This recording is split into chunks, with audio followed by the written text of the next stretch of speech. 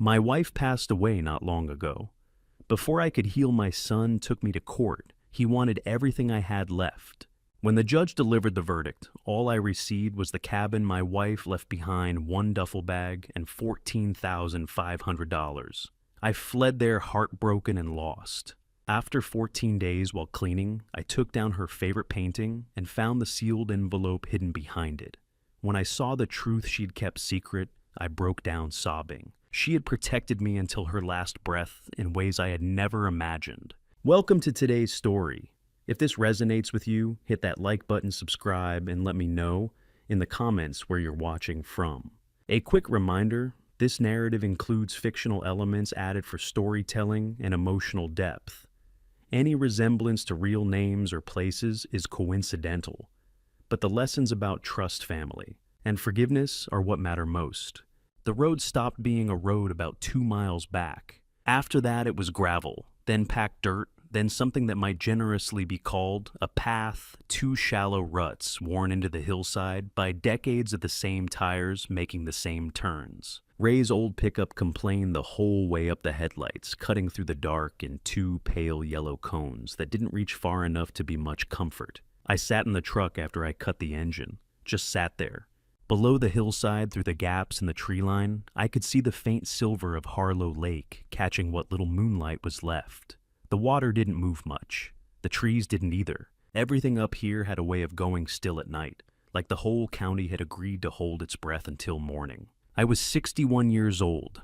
I had 1 duffel bag in the back seat and a flashlight I'd bought at a gas station 40 miles south. That was the full accounting of what I had left. I got out of the truck. The cabin sat at the top of the rise, the way old stone houses do. Not dramatic, not picturesque, just there. Solid and gray and patient, the way things built to last tend to look after enough decades. Eleanor had loved that about it. She used to say the house looked like it had opinions. Standing in front of it now in the dark, I understood what she meant. The padlock on the front door was rusted completely shut. I tried the key twice, turning it both directions, like trying it a second time might produce different results. It didn't. The lock had probably been frozen like this for the better part of 2 years, sitting through 2 full winters and 2 wet springs, with nobody to open it and nobody to care. I walked around to the woodpile on the side of the house and found a rock about the size of my fist wedged against the bottom log. It took 7 strikes before the shackle finally gave way and dropped into the weeds below the step. I stood there counting them after just because my brain needed something small to hold on to. The door swung inward and the smell came out to meet me. Damp wood was the first thing, the deep settled smell of a house that had been closed up through seasons. The kind that lives in the walls and the floorboards and doesn't go anywhere, no matter how many windows you open. But underneath it, fainter, almost gone, but not quite lavender. Eleanor had kept small sachets of dried lavender in every room. She grew it herself in the side garden and dried it in bunches over the kitchen window each summer. I hadn't thought about that in years. I stepped inside. The flashlight beam moved around the room. Too much shadow, not enough light, every corner looking deeper than it probably was. But as my eyes adjusted, I could make out the shapes of things. The bookshelf against the far wall still full. The armchair with the worn left armrest where Eleanor always rested her elbow when she read. The kitchen table with 4 chairs, one of them pushed out at an angle as if someone had just stood up from it. And the paintings, 11 of them hung across every wall of the main room and up the stairwell. Eleanor had painted every one herself, landscapes mostly. The lake, the tree lines, the hillside in different seasons. I'd lived with them for so many years that I'd stopped actually seeing them. Standing in this room after 2 years away, I saw them again. I found the fuse box in the back hallway behind the door that always stuck in humid weather. I put my shoulder into it, and it opened with the groan of a house that had been waiting for something without knowing what. The breakers were all tripped to the middle position, the classic sign of a house properly shut down by someone who knew what they were doing. Eleanor had always known what she was doing. I flipped them one by one. The kitchen light came on, not fully at first, just the flicker of an old bulb, deciding whether it still had the will to work, settling finally into a pale, steady yellow that fell across the table, and the 4 chairs, and the pushed-out one. I went back to the main room and sat down on the floor, not in a chair, on the floor with my back against the couch and my legs out in front of me and the flashlight lying beside me, still casting its beam at the ceiling. The house made sounds around me the way houses do, small creaks and shifts, the particular language of old wood and stone finding their positions for the night. Something settled inside me too. Not the dramatic kind, not the kind you'd put in a movie. More like a sound you hear in the walls when the temperature drops, something releasing, something finding where it belongs. I noticed the cardigan when I finally got up. It was hanging on the hook beside the front door, the one Eleanor had put there years ago, specifically for coats and bags. Because she said people always needed somewhere to put things when they first walked in. A cream-colored cardigan with wooden buttons. I didn't recognize it at first. Then I did. I stood in front of it for a moment without touching it. Then I lifted the collar and held it close enough to be sure, and it was still there, faint, almost gone, but present enough that I had to set my hand flat against the wall to keep my balance. Lavender, and something warmer underneath it that I didn't have a word for. This was the only thing left, the only thing in the world that was still mine. I didn't know yet that she had left it to me on purpose. 3 weeks before I stood in that cabin looking at Eleanor's cardigan, I was sitting in a courtroom, watching my son's attorney explain to a judge why I deserved nothing. The room was smaller than I'd expected. Wood paneling on the walls, fluorescent lights overhead, the kind of carpet that exists only in government buildings, a gray-brown color that belongs to no particular decade. I sat at the respondent's table in the suit I had worn to Eleanor's service 14 months earlier. It still fit mostly. I hadn't had a reason to buy another one. Derek's attorney was a man named Gerald Fitch, mid-40s, good shoes, the kind of voice that fills a room without effort. He had a habit of pausing after key phrases to let them land. Mr. Whitfield, he said, addressing the bench, spent the final 4 years of his wife's illness as her full-time caregiver. During that period, he held no employment, generated no income, and made no independent financial decisions of consequence. He paused. He is 61 years old. He has no professional certifications, no active employment history for the past 4 years, and no documented assets of his own. Another pause. He is by every practical measure financially dependent, and the court should recognize this reality when determining equitable distribution. I kept my eyes forward. My attorney, a man from a general practice firm 2 towns over who I'd found through an internet search, was scrolling something under the table on his phone. I could see the faint blue light reflecting off the edge of the desk. I didn't say anything. There was nothing to say. I looked instead at the window on the far wall. A strip of October sky, the color of old pewter. I had taught Derek to ride a bike on Clement Street 6 blocks from the house we'd lived in for 19 years. He was 7. He'd wanted to skip the training wheels entirely, which was a bad idea, but I'd let him try it his way first, because I knew he needed to find that out for himself. He fell 4 times. The 4th time he got up before I reached him. I thought about that a lot during the trial. I also thought about the February when he was 9 years old and ran a fever for 4 days straight. I slept on the floor of his bedroom, with a pillow from the hall closet waking every 2 hours to check on him.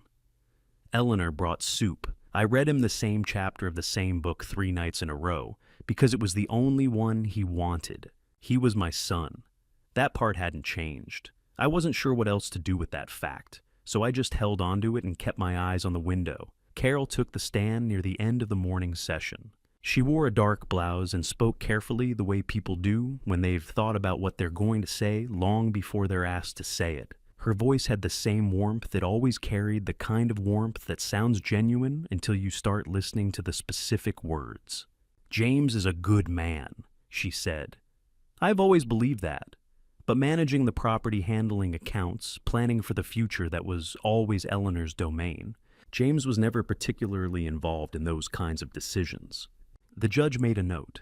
I didn't look at Carol directly. I looked at the table in front of me and listened to the words she chose and thought about how much thought had gone into choosing them. The decision came after lunch. Judge Harlan read from his notes in a flat practice voice. The marital home, a 4-bedroom colonial we'd spent 3 years renovating, went to Derek.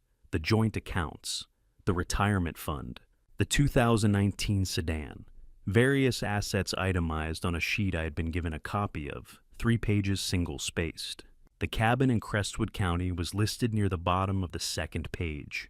Property assessed at $47,000, rural limited access. Asset value negligible. Derek's attorney made a small notation. Derek himself glanced at the line and looked away. From where I sat, I could see Carol in the back row give a slight lift of her shoulders, not quite a shrug, but close. I received a check for $14,500, representing my share of a joint savings account that had existed for 11 years. The handshake from Gerald Fitch lasted approximately 1 second. Ray was parked outside in his blue pickup engine running. He'd waited the whole morning without being asked. That was Ray he didn't make things into, more than they were, which was exactly what I needed. I got in, closed the door. Through the windshield, I watched Derek and Carol walk out of the courthouse together. They were talking, not arguing, not serious, just talking the way two people talk when things have gone the way they planned. Carol said something, and Derek smiled. I looked down at the check in my hand. $14,500. 40 years of a life. 40 years of decisions, compromises, rooms shared, and rooms given up mornings and winters, and the kind of arguments you have with people you actually love. $14,500. Ray didn't ask right away. He waited until Derek's car had pulled out of the lot. Then he said quietly, "Where do you want to go?" I folded the check once and put it in my inside pocket. "Take me north," I said. "Eleanor's place." The first week wasn't about healing. It was about surviving the kind of ugly that nobody photographs. The mold was in the bathroom grout not a little, but the kind that sets in when a space has been sealed and left alone through 2 full summers. I discovered it at 2 in the morning on the second night, because I couldn't sleep and I needed something to do with my hands. I found a scrub brush under the sink and got on my knees on the tile floor working the grout section by section, with a paste mixed from baking soda and an old bottle of white vinegar. It took 2 hours. My knees ached by the end, but the grout came back not white, but close enough to see what it had once been. The water heater was original to the last renovation, older than it had any right to be. Every morning I turned the hot tap and waited. The pipes knocked. The water ran cold, then cool, then something approaching warm, and I stood there counting the minutes on the clock above the stove. 25 minutes. Every time, 25 minutes. By the 4th morning, I'd stopped counting and just started a task, while I waited, swept the porch, checked the window latches, and let the water sort itself out. The nearest grocery store was in Millhaven, 35 minutes south on a state road that lost cell service for the first 20 minutes of the drive. The first time I made the trip, I sat in Ray's truck and tried to calculate what I could spend. $14,500, minus gas, minus electricity through the winter, minus whatever the water heater eventually cost me. I didn't have a number for that last one, so I gave it a number I thought I could survive. I bought 12 cans of soup, a box of crackers, a bag of rice, and a half-gallon of whole milk. $61 and some change. I ate soup for 5 days straight, not because it was what I wanted, but because every dollar spent was a dollar I wouldn't have later, and I didn't yet know what later looked like. On the 3rd day, I called Carol. The phone rang 7 times before she picked up. James. Her voice had that particular quality, warm, measured as if she were genuinely glad to hear from me, and also somewhere slightly more important. "I am at the cabin," I said. "I know." A brief pause. "How are you holding up?" I told her I was managing. She asked if staying there long-term was realistic. I said I hadn't decided anything yet. She said gently, the way she said most things that Derek had mentioned, there was a room available if I needed something more practical. I said I appreciated it. Then I ended the call, set the phone face down on the kitchen table, and didn't pick it up again for the rest of the day. On the 5th day, I went through a box of Eleanor's things I'd found in the hall closet not to sort, not to throw away, just to touch. A scarf. A travel journal from a trip we'd taken to Vermont in 2009 pages, filled with her handwriting, which had always been smaller and more deliberate than mine. A ceramic mug with a chip in the rim that she'd refused to throw out because she liked the weight of it. I put everything back exactly as I'd found it. The toolbox was under the kitchen sink, flat metal painted gray, the paint chipping at the edges. I opened it because the bathroom faucet had developed a drip I could hear from the hallway. Eleanor had labeled everything inside, not typed labels handwritten in her small, deliberate print on strips of masking tape pressed along the handles and shafts. Flathead, Phillips, 3/8 wrench, needle nose. The label on the hammer just said hammer because Eleanor had a sense of humor about things that didn't require one. I fixed the bathroom faucet, then the latch on the back door. Then I climbed on a chair and worked the bedroom window back into its frame. It had warped and wouldn't close flush. 3 repairs in one afternoon, using tools my wife had labeled for me years before she knew I'd need them. I found the photograph near the bottom of the box, tucked inside an old issue of a regional magazine. Carol was in it, standing on the north slope above the lake, the same angle you'd see if you walked 20 minutes past the cabin and kept going up. She was next to a man I didn't recognize, tall, dark coat hands in his pockets, facing slightly away from the camera as if he hadn't known the photo was being taken. No date on the back, no caption, nothing written at all. I set the photograph in the kitchen drawer beneath the utility bills and the spare batteries and went back to cleaning. I didn't think much about it. Not then. By the 7th day, I had settled into something that wasn't routine exactly, but had the shape of one. I cleaned in the mornings, repaired in the afternoons, ate in the evenings without turning anything on. No background noise, no distraction. That afternoon, I started on the walls, wiping down the plaster with a damp cloth from the kitchen toward the hallway section by section. By the time I reached the staircase, the light through the western window had turned amber and long. I stopped in front of the largest painting Eleanor had ever made. I had never really looked at it before, not the way it deserved. She painted it in the last good autumn before the diagnosis.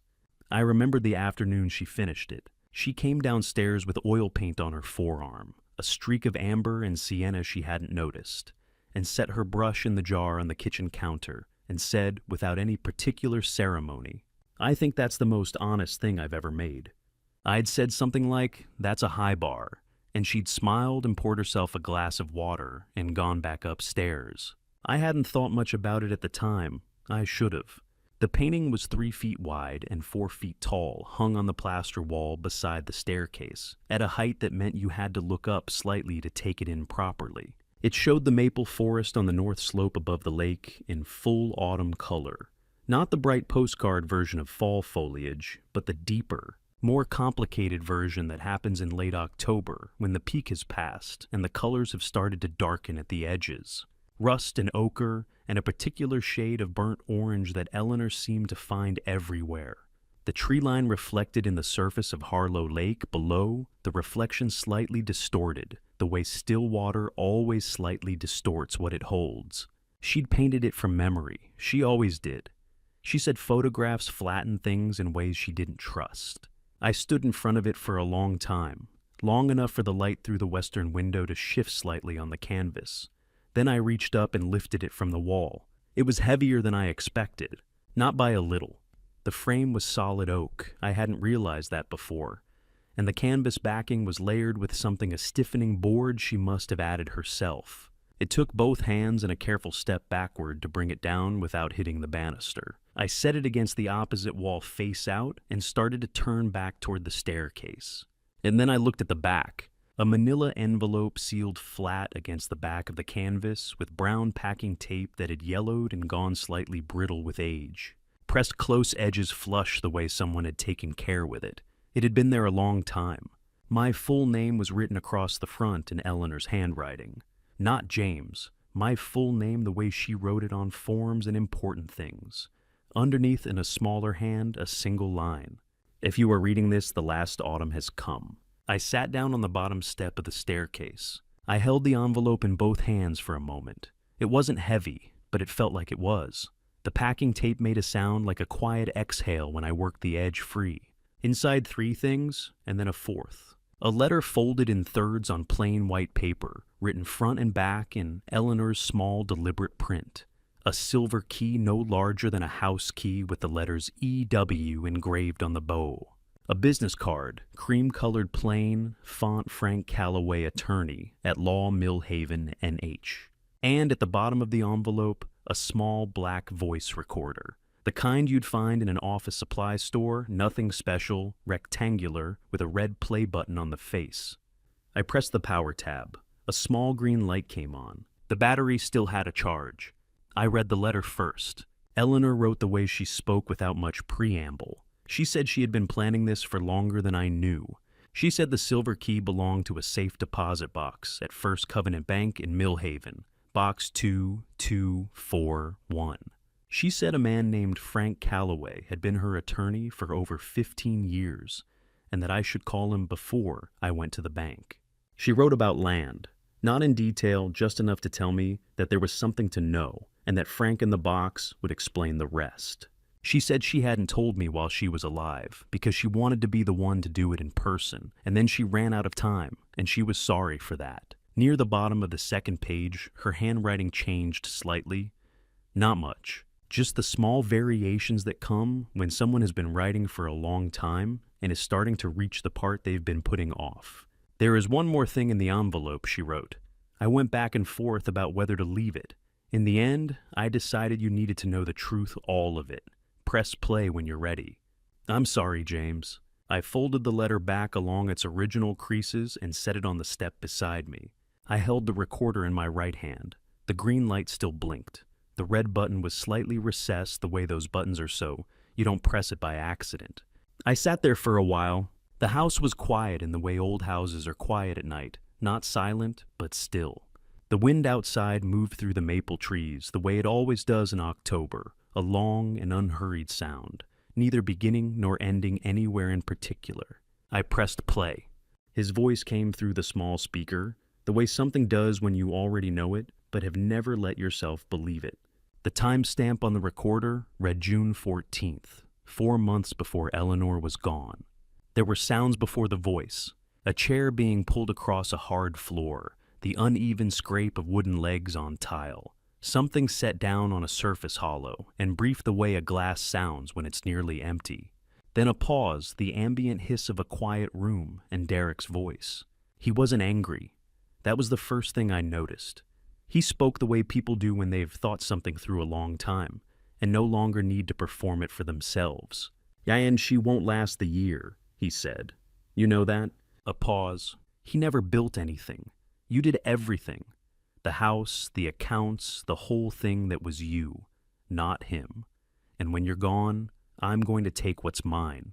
The words came out evenly one after another, with the particular flatness of someone stating facts rather than arguments. He won't fight it. You know he won't. And even if he tries, he doesn't have anything to fight with. Then silence. Not the silence of someone who's finished speaking. The silence of someone else in the room who has chosen not to answer. Eleanor did not respond. No words, no movement, no sound I could identify as a reaction. The recorder caught only the ambient hiss of the room, the faint sound of wind maybe, or the heater, or nothing at all. 4 minutes and 17 seconds total. And then the recording ended. I sat on the bottom step and looked at the recorder in my hands. I did not move for a long time. There's a particular quality to certain kinds of shock. Not the sudden physical kind, but the kind that settles in slowly, like cold water rising. You feel it first in the chest, then the hands, then somewhere behind the eyes, and then everything simply stops for a moment, like a clock that needs to be wound. I didn't cry, not right away. I just sat there looking at the recorder, listening to the absence of sound where Derek's voice had been. What came back to me wasn't a memory of Derek. It was Eleanor. Not the Eleanor of the last year, not the hospital, not the difficult months. The Eleanor of an ordinary Thursday evening, maybe 8 or 9 years ago, one of the hundreds of evenings that had felt unremarkable at the time. We were at dinner. Derek had come for the weekend. He was in his mid-20s, then between jobs a little restless. He'd been talking most of the meal plans, ideas, grievances, the particular mix that defined that period of his life. I'd been half listening the way you do after a long day.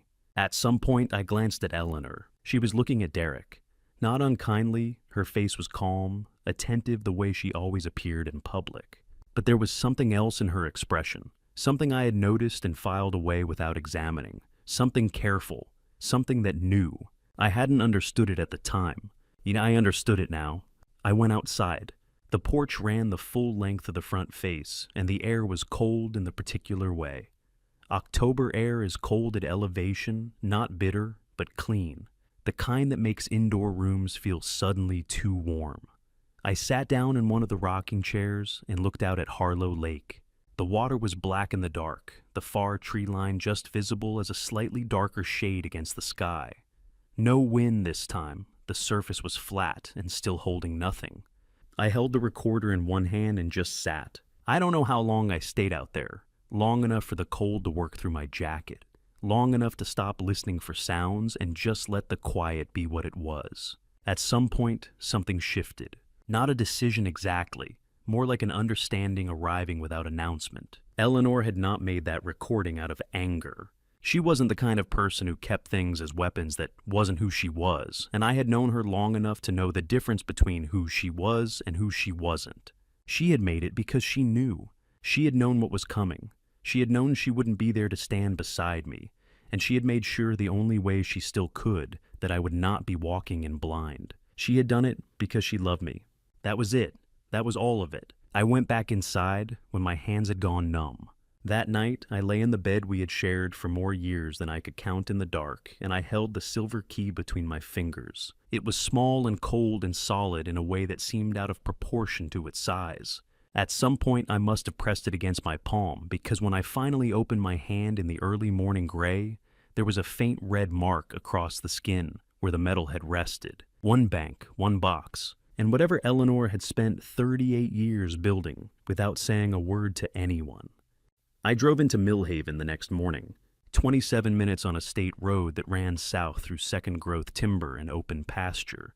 Main Street was 4 blocks long. A hardware store, a diner, a law office with an old sign, a post office that looked like it had been built in the same decade as the cabin. First Covenant Bank sat at the far end on the corner, brick and stone, a flag out front that the wind had wrapped loosely around its pole. I went in through the glass door and stood at the front counter. The teller was a woman in her 40s, efficient-looking with reading glasses on a lanyard. I told her I was there about a safe deposit box. She asked the number. When I said 2241, something shifted in her expression.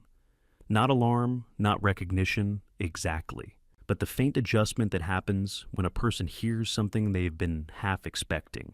She asked me to wait one moment, and then she picked up an internal phone and turned slightly away. Daniel Marsh came out from the back corridor 2 minutes later. He was in his early 60s, silver-haired. The build of someone who had been athletic once and still carried himself that way out of habit. He wore a plain gray suit, no tie, a white shirt buttoned to the collar. He crossed the lobby at an unhurried pace, offered his hand, and said, "You must be James." I said I was. "I'm Daniel Marsh, branch manager." He paused just briefly. "Eleanor mentioned you'd come eventually. I didn't know when." He said it the way someone says something they've had prepared for a while, not rehearsed, but considered. There was care in it, not the performed sympathy of someone who deals in condolences, but the precision of a man who understood that some things deserved accurate words. "But this way," he said. The safe deposit vault was in the lower level, down a short flight of stairs. Through a locked door Gerald opened with a key from his ring. The room was cool and fluorescent rows of metal boxes along both walls, the kind of space designed to feel permanent. Box 2241 was in the middle of the right wall. Larger than I'd expected, not the small personal box I'd imagined, but a full-size unit 12 inches wide, nearly 2 feet long. Daniel stood back and gave me the room to work. The silver key turned on the first try. Inside, a bound file folder, rubber-banded. A second envelope sealed with my name on the front, in the same handwriting I'd been living with for the past week. And a brown leather notebook, well-worn, the kind with a strap of elastic cord threaded around the cover to hold it closed. I set them on the small table provided against the wall and opened the file folder first. 7 documents. Each one was a deed formal county, stamped the kind of legal record that doesn't look like much until you understand what you're holding. Each one described a different parcel of land in Crestwood County. Each one listed Eleanor Whitfield as the acquiring party. I went through them slowly. The parcels ran in a rough arc around Harlow Lake, north face, south, ridge, east, inlet, a section of the western timber slope I recognized from years of walking it. Together, they formed something I was only beginning to understand the shape of. I found the assessment summary at the back of the folder, a single sheet issued by the county assessor's office dated the previous spring. I read the number once. I put the paper face down on the table. Then I placed both hands flat on the surface and held them there. The table was cold brushed metal, the temperature of the room, and I pressed my palms against it and just breathed for a moment. 310 acres, 38 years. Daniel came back in quietly. He stood near the door, gave me a moment, and then said, "She was meticulous about all of it. Every payment, every renewal, every filing." He paused. 30 years of records in that folder, not a single one missed. I looked up at him. "Not once," he said. He didn't add anything to it. He didn't need to. I turned back to the table and picked up the leather notebook. The elastic strap had worn a shallow groove in the cover from years of use. I worked it free and open to the first page. The handwriting was Eleanor's smaller and more careful than her letters, the way people write when they intend something to last. The first line read, 1984, 28 acres north of the lake, $11,000, 2 years of teaching salary. And then at the end of the line, 3 words separated from the rest by a dash. James didn't know. I sat with that for a moment. 3 words. I had known Eleanor Whitfield for 38 years. I had eaten breakfast with her, argued with her about things that no longer mattered, held her through the worst years of her life. I had believed without ever examining the belief that I understood the broad outline of her. 3 words written in her handwriting in a notebook she'd kept for 4 decades had rearranged the outline entirely. Daniel brought me a cup of coffee without being asked and pointed me toward a small conference room at the back of the building, 4 walls a window that looked onto an alley, a rectangular table with 6 chairs that had probably not all been used at the same time in years. I spread everything out on the table, the file folder on the left, the sealed envelope in the center. I wasn't ready for that one yet. The leather notebook on the right opened to the first page. I started from the beginning. The notebook was not a diary.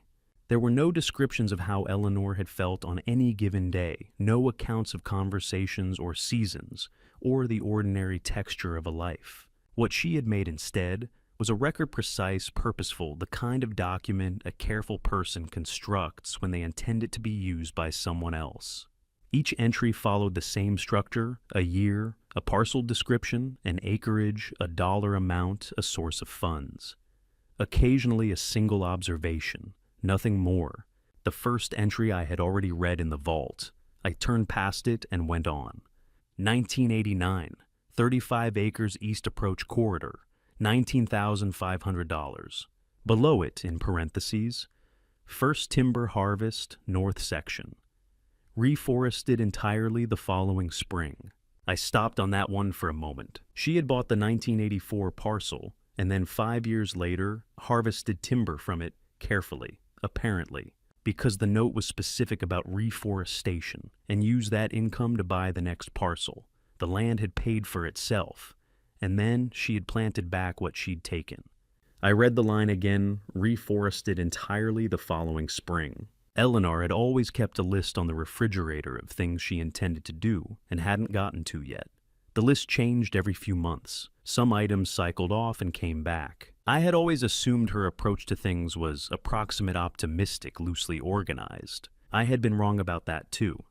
1997, 42 acres including the North Ridge Line, $31,000. Below funded, from 1989, parcel income, second harvest cycle. No personal funds used. She had been running a quiet, self-sustaining operation for over a decade by then, buying land, managing it, generating income from it, using that income to buy more. No loans, no outside investors. No one's name on anything except the entity she had eventually created to hold it all. Harlow Land Trust, established 2003, read the entry at the top of that year's page. All parcels transferred. James Whitfield named sole beneficiary. Below that, a single sentence. He will not understand why I didn't tell him. I hope eventually he will. I set the notebook down for a moment and looked at the window. The alley outside was narrow and quiet. A sparrow sat on the edge of a drain pipe and then left. She had put my name on all of it. While I was driving her to appointments, while I was learning which medications needed to be taken with food and which ones couldn't be combined, while I was sleeping in hospital chairs and figuring out which grocery stores stayed open latest, she had been maintaining a land trust with my name on it. I picked the notebook back up. The entries continued through the 2000s in the same measured cadence: small acquisitions, careful notes, the occasional observation about a neighboring parcel or a county zoning change. Nothing dramatic. The work of someone who was paying close attention over a very long time. The last entry with a transaction was from 2014. After that, the pages contained only notes, assessments she had requested, correspondence she had summarized in a few lines. A clipping from a county planning newsletter, folded and tucked inside the back cover, about proposed development interests near Harlow Lake. And then near the back of the notebook, a page dated 2019. The handwriting on this page was slightly different. Not worse, just more deliberate, as if she had thought carefully before putting each word down. Derek came by today asking about the land. He had numbers with him, projections. He spoke about it the way people speak about things they've already decided belong to them. A line break, then. He thinks I don't understand what he's doing. I understand exactly. Another break. James will need this more than Derek deserves it. And below that, in smaller letters, a second note that appeared to have been added. Later, the ink slightly different, the hand a degree more careful. If he reaches the land before James does, Maggie will know what to do. I read that line twice. Maggie. I didn't know a Maggie. Not in Millhaven, not in Crestwood County, not anywhere in the geography of Eleanor's life that I was aware of. But Eleanor had written the name as if it required no introduction, as if whoever Maggie was, she had already been told, as if the arrangement had already been made. I closed the notebook and held it in both hands for a moment. Then I set it on top of the file folder, gathered everything carefully into the canvas bag Daniel had provided, and went to find him to say goodbye. He walked me to the door. "Take whatever time you need," he said. "The box stays as long as you want it." I thanked him and drove back north. That evening, I made something that wasn't canned soup for the first time: pasta, from a box I'd found in the back of the pantry, with olive oil and salt. I ate at the kitchen table without turning anything on. Afterward, I sat in the armchair by the front window and read through the file folder once more slowly, until I had the shape of it clearly in my mind. That night I slept better than I had in weeks. The next morning Carol called. She called while I was still in the kitchen. I had been standing at the counter with a second cup of coffee, looking out the window at the frost on the grass, the first real frost of the season, thin and white, covering the ground between the cabin and the tree line. The phone rang and I picked it up without checking the screen. "James," Carol's voice. Warm, unhurried the way it always was. "I've been thinking about you. How are you holding up out there?" I told her I was fine. "Derek's been worried," she said. "We both have. It's a long way out and winter's coming on." A brief pause. "Have you thought at all about what comes next, practically speaking?" I said I was still figuring things out. "Of course." Another pause, shorter. "There is one thing, and I want to be straightforward with you about this, James, because I think you deserve that." Her voice stayed warm. It always stayed warm. Derek's accountant raised a concern about the farm. The way it's currently titled, with the estate still unsettled, there could be tax complications down the line. Nothing catastrophic, but the kind of thing that gets messier if it's left. I waited. If you were willing to sign a straightforward transfer just to simplify the title, it would take that off the table. Derek would handle all the paperwork. You wouldn't need to do anything except sign. "I'm not going to do that," I said. A brief silence. Then, "I understand. I just wanted to raise it while there was still time to handle it cleanly." Her tone hadn't changed, not by a degree. "No pressure at all, James. I just want what's best for everyone." I said I appreciated it. Then I ended the call and set the phone face up on the kitchen table. I stood at the window for another minute watching the frost. Then I thought about the photograph. I went to the kitchen drawer and found it where I had left it 2 weeks earlier, tucked under the utility bills and the spare batteries. I pulled it out and carried it to the table, where the morning light was better. I had looked at it before, but quickly, the way you look at something when you're not yet sure it matters. Now, I looked at it properly. Carol was on the left side of the frame, standing on the north hillside above the lake. She was wearing a jacket I recognized, a light tan field jacket she had had for years, the kind with the flap pockets on the chest. She was turned slightly to the right, one arm extended, pointing towards something in the middle distance. The gesture was specific, not the vague wave of someone indicating a general direction, but the deliberate point of someone identifying a particular location. The man beside her was tall, wearing a dark coat. Carrying what I could now see clearly was a folded survey map, the kind with topographic lines, the kind you get from a county land office. He was holding it open with both hands, looking in the direction Carol was pointing. I did not recognize him, but I recognized the hillside. It was the north slope above Harlow Lake, the same slope that appeared in Eleanor's notebook as the location of the 1984 purchase, the same slope that formed the northern boundary of the Harlow Land Trust. I sat down at the table and thought back. Carol had first asked me about the cabin the previous spring, casually over the phone, in the middle of a conversation about something else. She'd mentioned that property values in rural counties were rising, and asked if I'd ever thought about what the place was actually worth. I had said something vague and changed the subject, because it was Eleanor's place, and the question had felt strange to me, though I hadn't examined why. She had asked again at Eleanor's service. Gently, briefly, she was good at briefly. Whether I planned to keep it, whether there was any sentimental attachment that would make it difficult to let go. I had not counted the times before today. Standing in my kitchen with the photograph on the table, I tried to count them now and found I couldn't get to the bottom of the list. I called Ray. He picked up on the second ring. "I need to ask you something," I said. "Ask." "How long can I keep the truck?" A pause, but not a hesitant one. Ray's pauses were always the kind where he was already deciding something he'd already made up his mind about. "How long do you need it?" "I don't know yet," I said. "Then keep it as long as you want. I'll manage." A brief silence. "You doing all right up there?" I told him I thought I was starting to figure some things out. He said that sounded like a yes and let it go at that. I put the photograph in the inside pocket of my jacket, not back in the drawer, in my pocket where I could find it easily. That evening I ate at the kitchen table and read through the notebook entries one more time. Not the numbers this time, but the margins.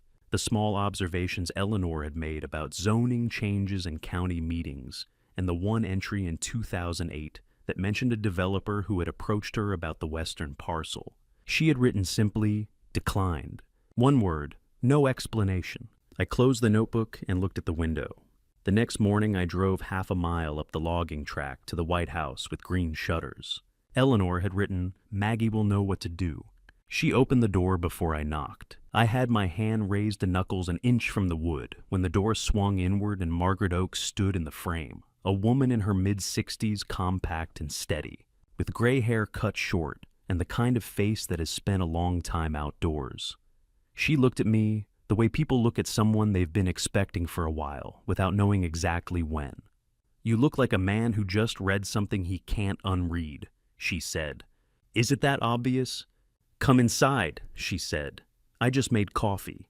The kitchen was warm. In a way, the cabin was still working toward the particular warmth of a room with a wood-burning stove going, and something on the counter that smelled of cinnamon, a cast-iron pan on the back burner, a row of ceramic mugs on hooks above the window, a braided rug on the floor, worn soft from years of use. She poured 2 cups without asking how I took mine, set them on the table, and sat down across from me. "Eleanor told me you'd come eventually," she said. "She said it might take you a while to find the notebook." "It was behind the painting," I said. Maggie nodded as if that confirmed something.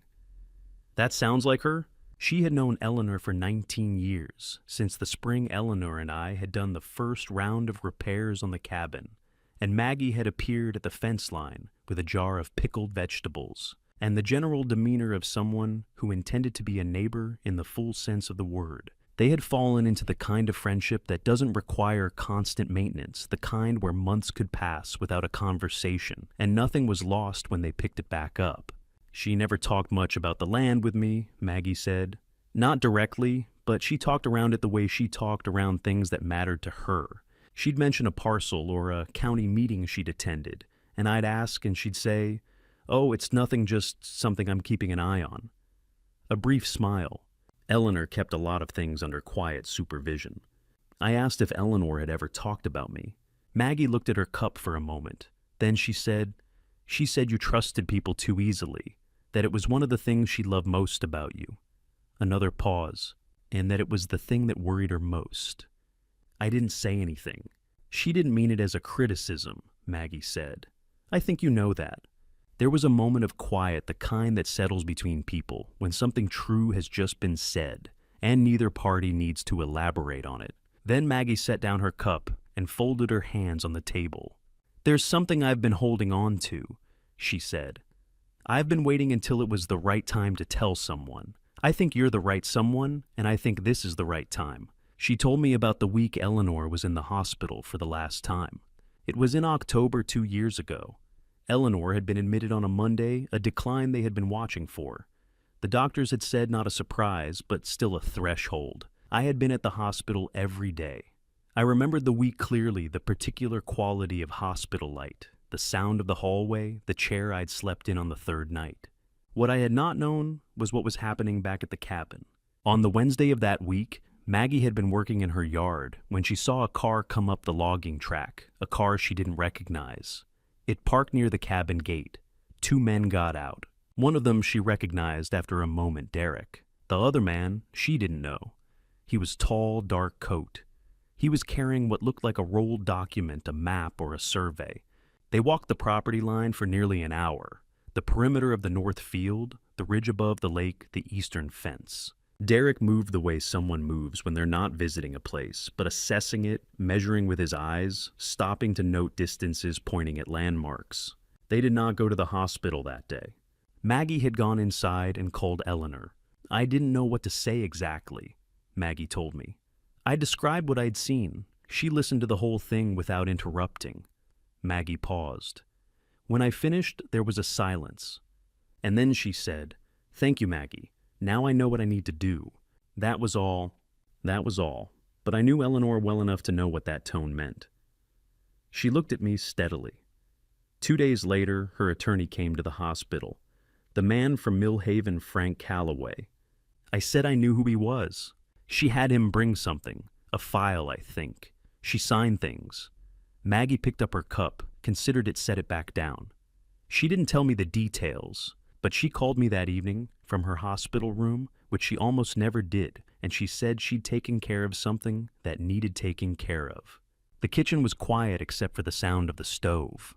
He came to the land, Maggie said, before he came to her bedside. She said it plainly without drama. She told me that herself. Those were the last words she ever said to me about it. I drove back down the hill in Ray's truck with the heater running and the windows beginning to fog at the edges. My phone was on the passenger seat. I picked it up at the bottom of the track to check the road conditions and saw the screen. 2 missed calls, Derek's number, both of them one while I'd been sitting in Maggie's kitchen, one while I'd been on the logging track coming down. I set the phone back on the seat face down. I did not call back. It was a Saturday morning 5 days after I came back from Maggie's. He didn't call ahead. Of course he didn't. I heard the vehicle before I saw it, tires on gravel, the particular sound of something heavier than Ray's truck coming up the track at a pace that wasn't hurrying, but wasn't being careful either. I was on the porch with a cup of coffee when the silver pickup came around the bend in the tree line and parked at the gate. Derek got out. He was dressed down from the last time I'd seen him. No blazer, just dark jeans and a gray canvas jacket, the kind of deliberate casual that still looks like it was considered. He walked up the path with his hands in his pockets and a particular set to his shoulders that I recognized. It was the posture of someone who had decided how a conversation was going to go before it started. "Dad." He stopped at the base of the porch steps. "You look better than I expected.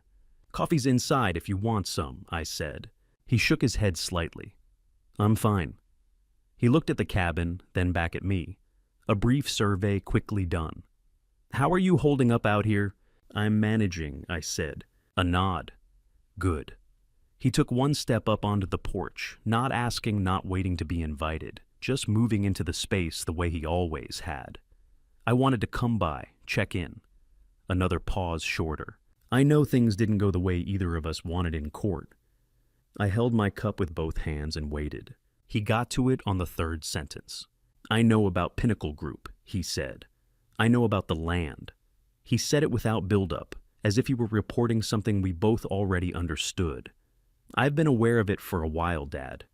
And I think if we approach this the right way together, there's something real here for both of us. I didn't say anything. This is family property in a sense. Mother's land, yes, but family. And if Pinnacle is already circling, then the window to get ahead of this is now. He shifted his weight slightly. His voice had the cadence of someone who had practiced the speech not enough to make it obvious, but enough that the seams showed if you were listening for them. I'm not talking about taking anything from you. I'm talking about doing this right with people on your side who understand what's involved. He paused and looked at me. If we're family, he said, we can work this out. I looked at him for a moment. There's a particular thing that happens when you stop wanting something from a conversation. The other person keeps moving toward where they thought you were standing, and you've already stepped aside, and there's a brief moment where you can see everything clearly before they notice. I know about the maps, Derek, I said. He didn't move. I know about the week your mother was in the hospital, the last time. I set my cup down on the porch railing slowly. I know you came up here. I know you walked the property line. I know what you were carrying. Something shifted in his face, a tightening around the jaw, a brief stillness in the eyes. He recovered quickly the way someone does when they've trained themselves to recover quickly. But not quickly enough that I missed it. The dad, go home, Derek. The words came out even and flat. No rise in them, no heat. I picked my cup back up. He stood there for a moment. Then he turned and took 2 steps toward the porch stairs. He stopped. He didn't turn all the way around just enough. You don't know what you're getting into, he said. The calculated quality was gone from his voice. What was left was something flatter and more tired.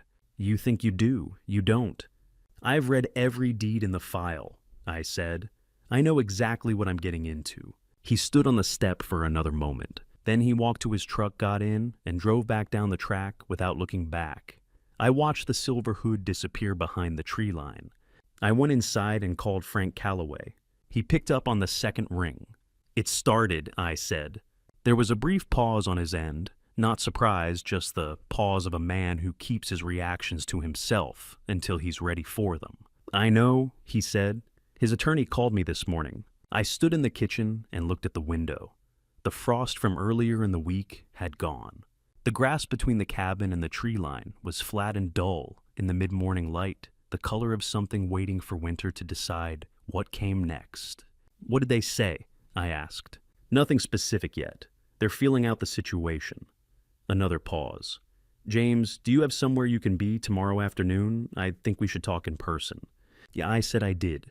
I set the phone on the counter and finished my coffee standing at the window. Outside, the track was empty. Just tire marks in the gravel where the silver pickup had been. Frank called on a Tuesday morning, 3 days after Derek left my porch. His voice was steady, clinical, the tone he uses when the news is worse than expected. I was standing in Eleanor's kitchen, halfway through my second cup of coffee, watching a pale November sky press down on Harlow Lake. The phone buzzed in my hand. I answered on the second ring. They filed this morning, Frank said. 2 motions. The first is a revised will allegedly signed by Eleanor 7 months before she died. It names Derek as sole heir and explicitly excludes you from any inheritance. I set the coffee cup down on the counter, felt the cold edge of the granite under my palm. Eleanor never signed that, Frank continued. I have her medical schedule for that entire month. She was in treatment 3 days a week. There's no window where she could have met with a notary alone, let alone signed a document of that complexity. I didn't speak. I let him finish. The second motion is a temporary restraining order. Derek claims you've been interfering with estate property and requests the court bar you from the cabin, pending resolution of the will dispute. If the judge grants it, you'd be required to vacate within 72 hours and remain at least 500 feet away until the case is resolved. That one landed harder. The cabin, Eleanor's place, the only ground I'd stood on in weeks that felt like mine, could be taken from me before the week was out. How long do I have? I asked. It's 72 hours to file a counter motion. If we don't respond, the restraining order becomes enforceable by default. After that, if you set foot on the property, Derek can have you arrested for contempt. I closed my eyes, breathed slowly. Eleanor's voice surfaced in my memory, calm and deliberate. Frank keeps the brown cabinet fourth drawer, green tin box. If anything happens, that's where you start. I opened my eyes. Eleanor left instructions, I said. She told me about a file, something she called the contingency file. She said it was at your office. There was a pause. Then Frank's voice shifted sharper, now more alert. Hold on! I heard him set the phone down, the muffled sound of a drawer opening, papers rustling. A full minute passed. When he came back on the line, his tone had changed completely. James, he said quietly, she prepared for this. What's in it? Legal opinions from 3 independent firms confirming the Harlow Land Trust's validity. Notarized declarations stating you had no knowledge of the trust during any legal proceedings. Affidavits from 2 witnesses who were present when Eleanor established the trust in 2003. And a pre-drafted response to a restraining order motion, complete with supporting exhibits and case citations. I let out a breath I didn't know I was holding. Frank continued. There's also a reserve fund. Eleanor set aside $14,500 specifically to cover document examination and legal costs if Derek challenged the estate. She opened a separate escrow account in 2019 and left instructions for me to access it only if this exact scenario occurred. I thought of the check I'd received after the courtroom, the one I'd thought was all I had left. Eleanor had matched it penny for penny and hidden it in a lawyer's filing cabinet for a war she hoped would never come. She also left instructions for handwriting analysis, Frank said. 3 independent examiners, all court certified. The fund covers their fees in full. We'll need 3 to 4 weeks for a complete report, but if the signature on Derek's will is forged, and I believe it is, they'll prove it beyond any reasonable doubt. And the restraining order, we file tonight. I'll submit Eleanor's pre-drafted response along with the notarized declarations and witness affidavits.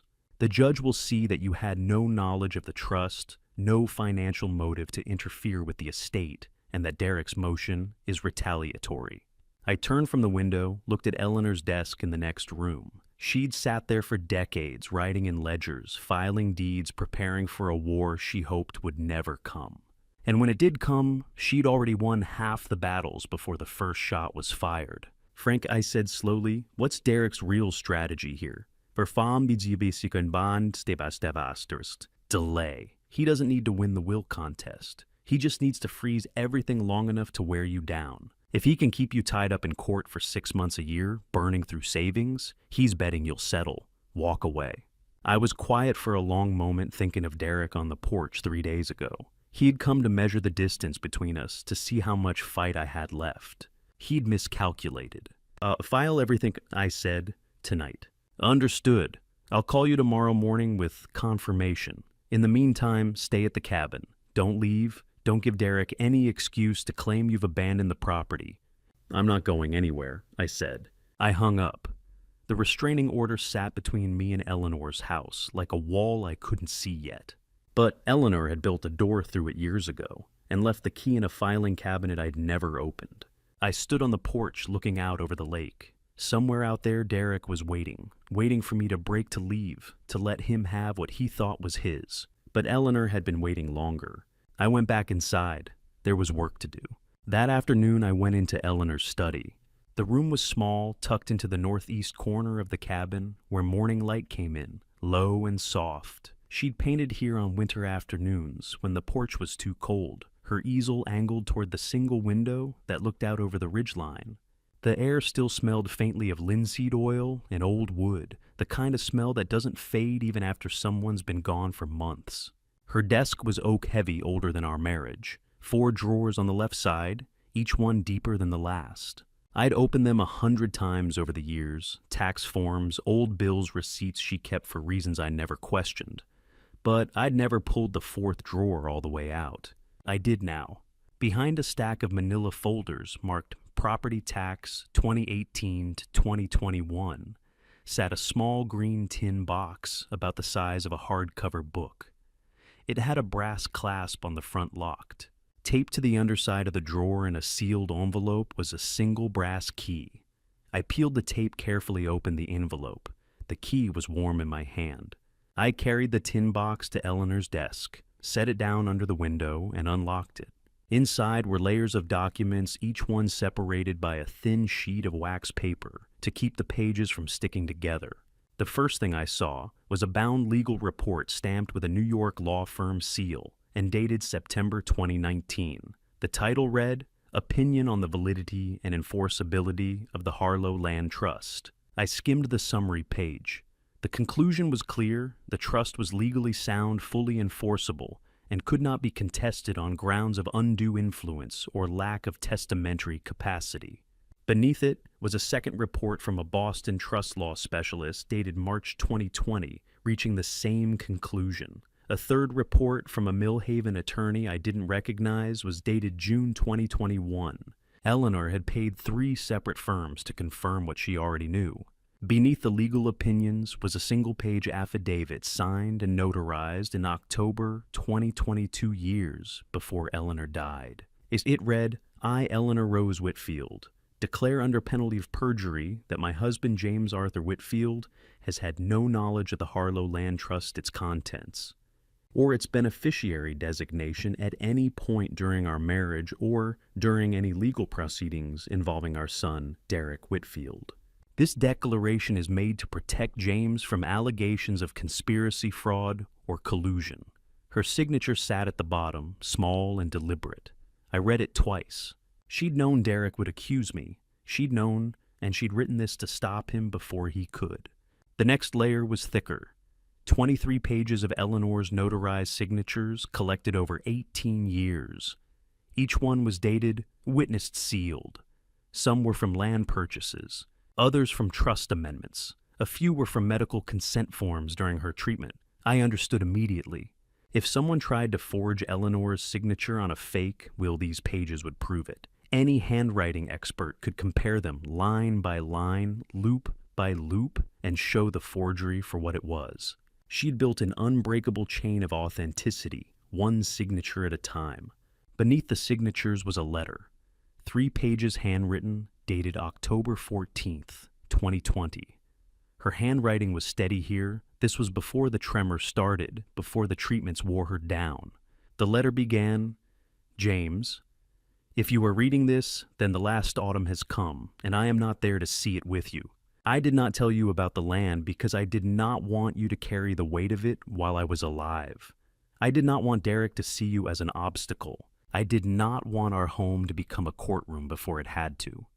She went on to explain how she'd bought the first parcel in 1984 with money she'd saved from teaching, how she'd funded each purchase by selling timber from the prior parcel and reinvesting the profit, never using our savings, never using my income. Over 38 years, she'd bought 310 acres piece by piece around Harlow Lake. She'd placed everything in a trust and named me as sole beneficiary because, as she wrote, "I trust you to protect it."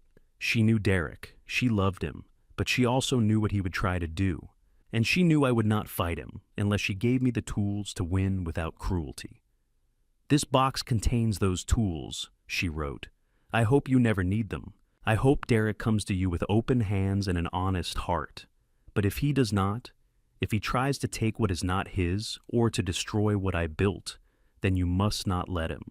Not because you owe me, but because the land deserves better. I love you, James. I always have. Eleanor." I folded the letter carefully, slid it back into its sleeve. My hands were steady. My chest was not. At the bottom of the tin box, rolled and bound with a rubber band, was a hand-drawn map. I spread it across Eleanor's desk. It showed Harlow Lake from above every ridgeline, every inlet, every access road. 38 parcels were outlined in pencil, each one labeled with a year and an acreage figure. 1984, 28 acres North Shore. 1989, 35 acres East Corridor. 1997, 42 acres Ridgeline. 2003, 18 acres Southern Access. On, year after year, until the lake was surrounded. In the top corner in Eleanor's handwriting, she'd written 310 acres, 38 years, for James. I pinned the map to the wall above her desk, where her paintings used to hang. Then I sat down, picked up the phone, and called Frank. "Everything's here," I said. "Good," Frank replied. "Then we file the countermotion tonight, and James." "Yeah, 3 weeks. That's how long it'll take for the handwriting analysis. After that, we'll know for certain whether Derek forged that will." I looked at the map on the wall at the 38 years Eleanor had spent building something I never knew existed. 3 weeks, I repeated. 3 weeks, Frank said. I hung up. The countdown had begun. 3 weeks is a long time when you're sitting on something you can't touch. I learned to fill the hours. The easiest thing I found was Eleanor's easel. It had been folded flat and stored in the hall closet since before I'd arrived. I'd moved it twice without thinking much about it. On the 4th day of waiting, I unfolded it on the porch and set up a canvas I found in the closet's upper shelf, still in its plastic wrapping. Eleanor kept a wooden box of oils on the shelf below the paintings. I opened it, found the brushes in reasonable condition, and set up the way I imagined she used to. Then I stood in front of the canvas and discovered I had no idea what I was doing. The first attempt at the lake looked like what would happen if you described a lake to someone who had never seen water. The trees along the far bank came out rounded and oversized, more like heads of broccoli than anything that grows in New Hampshire. The color of the water was wrong, in a way I couldn't explain, too blue in the middle and too dark at the edges, like something from a travel poster for a place that doesn't exist. I looked at it for a long time, then I set down the brush and went inside and made coffee and came back out and looked at it again. I kept it. I painted every day after that. Not because I got better quickly, I didn't, but because it was the one activity that required me to look at the lake instead of thinking about what was happening in Frank's office. My hands stopped shaking somewhere around the 5th day. I hadn't realized they'd been shaking until they stopped. Maggie came by on a Thursday afternoon, in the 2nd week unannounced, with a jar of something she'd put up herself, and no apparent intention of staying long. She stood on the porch and looked at the canvas on the easel, a second attempt at the lake somewhat better than the first, in the sense that the trees now resembled trees, though only approximately. She didn't say anything about the quality. Eleanor used to say painting wasn't about making something beautiful, she said after a moment. She said it was about looking at something long enough to actually see it. Did she say how long that took? Maggie picked up the jar from the railing where she'd set it. She said the seeing came when you stopped trying to make it look like something and just let it be what it was. A brief pause. I always thought she was talking about more than painting. She left after 20 minutes. I stood on the porch with the jar of preserves and looked at the canvas. Frank called on the afternoon of the 12th day. "Derek withdrew the filing this morning," he said. I sat down in the armchair near the window. All 3 examiners reached the same finding. The signature doesn't match not the physical characteristics, not the pen pressure, not the formation of the letters. The document was produced after Eleanor's passing and backdated. A pause. His attorneys advised him that proceeding to a hearing would create a public record of the determination. Withdrawing keeps it out of that record. But the determination still exists, I said. The determination still exists. It's documented, it's on file, and if it ever becomes relevant again, it's there. Another pause. He avoided the hearing. He didn't erase what happened. I looked at the window, outside the porch railing. Beyond it, the lake. "What about Pinnacle?" I said. Frank's tone shifted slightly the way it did when he was moving from one kind of information to another. "Victor Hale has called 5 times this week. Their financial approval window closes in 5 months. They need a decision in order to move forward with investors." A beat. "You're going to need to be in a room with these people soon, James." I know, I said. "Set the meeting." He came back on a Thursday. I didn't hear the truck until it was already at the end of the drive. By the time I got to the kitchen window, the silver pickup was parked at the gate engine, running no one getting out. Derek sat behind the wheel. I could see him clearly from where I stood, both hands on the wheel looking at the cabin, not moving. He stayed that way for 2 minutes, I counted, without planning to. Then he put the truck in reverse and backed down the track the way he'd come, without turning around. I stood at the window for a while after he'd gone. If he had come up to the porch, I would have known what to do. I'd done it before. But this, the engine idling at the gate, the long look at the house. The deliberate decision not to approach was something different. It was the behavior of a person who was calculating rather than acting, who was waiting for something or deciding on something or both. I went back to the easel. Frank called again that evening. "Before you walk into that room," he said, "there's a name you need to know." A pause. "Someone made first contact with Pinnacle Group 7 years ago, before Eleanor passed, before any of the legal proceedings started." His voice was careful. "You need to see this in writing. I'm sending it over tonight." I looked at the map on the study wall. "Oh," I said. "Come to the office tomorrow," Frank said. "You should see it yourself." On the 12th day of waiting, I drove to Frank's office in Millhaven. He had the papers laid out on the table before I sat down, 3 neat stacks organized the way Frank organized things he considered important. No preamble. He gestured to the chair across from him and let me look. "Start with the top of the left stack," he said. The documents were internal records from Pinnacle Group correspondence meeting, summaries of contact log going back 7 years. Frank had received them through a legal disclosure request, the kind that takes weeks and produces boxes of material that mostly turns out to be irrelevant. This had not been irrelevant. I worked through the pages slowly. The language was corporate and impersonal, the kind that reduces everything to project names and contact categories and acquisition timelines. I had to read a few pages before I understood what I was looking at. The Harlow Lake project, not named that, but described in terms I recognized, had first appeared in Pinnacle's internal records in the spring of 2017. That was the initial contact date. The project had been flagged as a long-term acquisition target with significant development potential, a private lake, substantial acreage, and a low-density county, minimal existing infrastructure. Whoever had brought it to Pinnacle's attention had described it with a level of specificity that suggested first-hand knowledge of the property. I turned to the contact log. Under Initial Contact Regional Liaison, a name. Carol Merritt, Regional Land Consultant. Initial Contact, March 2017. I set the page down. Frank didn't say anything. He let me work through it. Carol had approached Pinnacle Group 7 years ago, in the spring of 2017, when Eleanor was still alive, when our marriage was still intact. When I was still driving Eleanor to appointments and managing her medication schedule and believing that the most complicated thing in my life was watching the person I loved become someone who needed more help than she wanted to ask for. While that was happening, Carol Merritt had been in contact with a major development group about a piece of land she didn't own and had no claim to. She didn't know about the trust, Frank said, reading the question before I asked it. Nothing in any of this indicates she was aware the land was held by the Harlow Land Trust. She assumed it was in Eleanor's name personally, that it would pass through the estate to Derek as a straightforward inheritance. She thought Derek would inherit it outright, I said, and that with the right legal pressure you'd be left with nothing to contest it with. A pause. She wasn't wrong about the logic, she just didn't know about Eleanor. He let that land. Then she didn't leave the marriage because it was over James. She left because she needed Derek to be the only heir. I reached into my jacket pocket and took out the photograph. I had been carrying it since the day I'd looked at it again in the kitchen, since the morning I'd recognized the hillside and understood the gesture Carol was making in it. I set it on the table in front of Frank. He looked at it for a moment without touching it.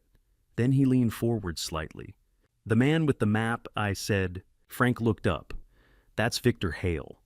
A pause. 7 years ago by the look of it.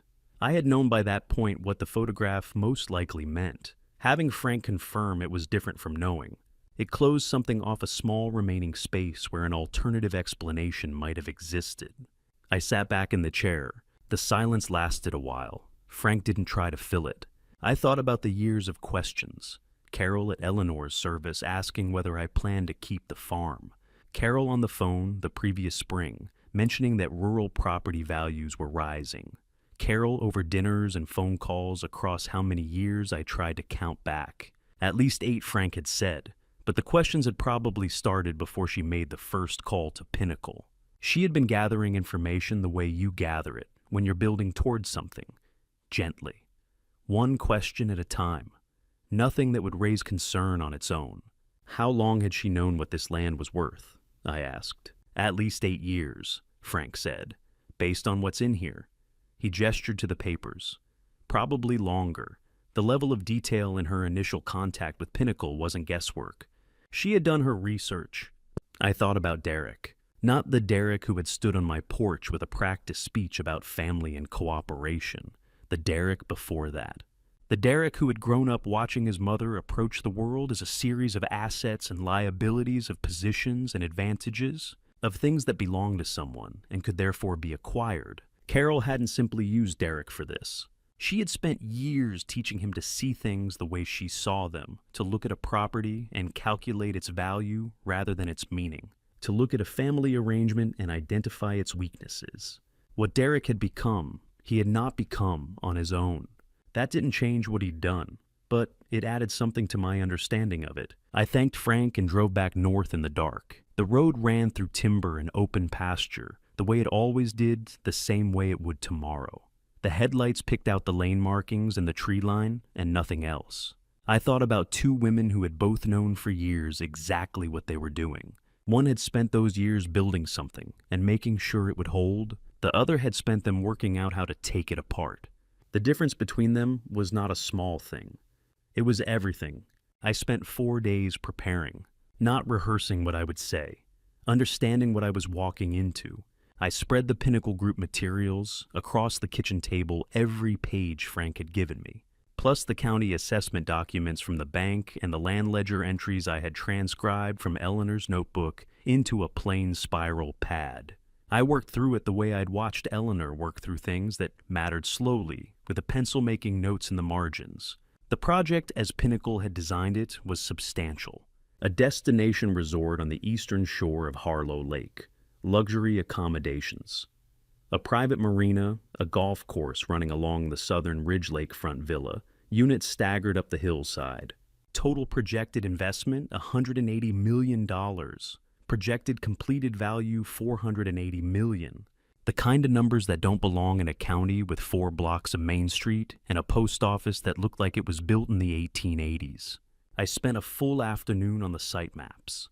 The resort required lake frontage on 3 sides. It required road access through the eastern corridor.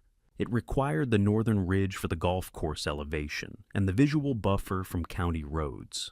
Pinnacle had designed the project around land that was in every meaningful sense mine. Without the eastern shore parcels, no marina, no villa access.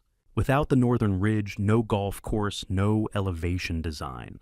Without the access corridor running east from the county road, no construction access, no utility right-of-way, no viable ingress for guests. They needed all of it. They had designed the whole project assuming they would eventually get it. Eleanor had known that too. She had written Declined in 2008 when someone else had come asking, and she had continued acquiring parcels for another 6 years after that. On the 3rd evening, I stood in the doorway of the study and looked at the map on the wall. I had looked at it a dozen times since I'd put it up, but always as a record, a proof of what Eleanor had done. This time, I looked at it differently.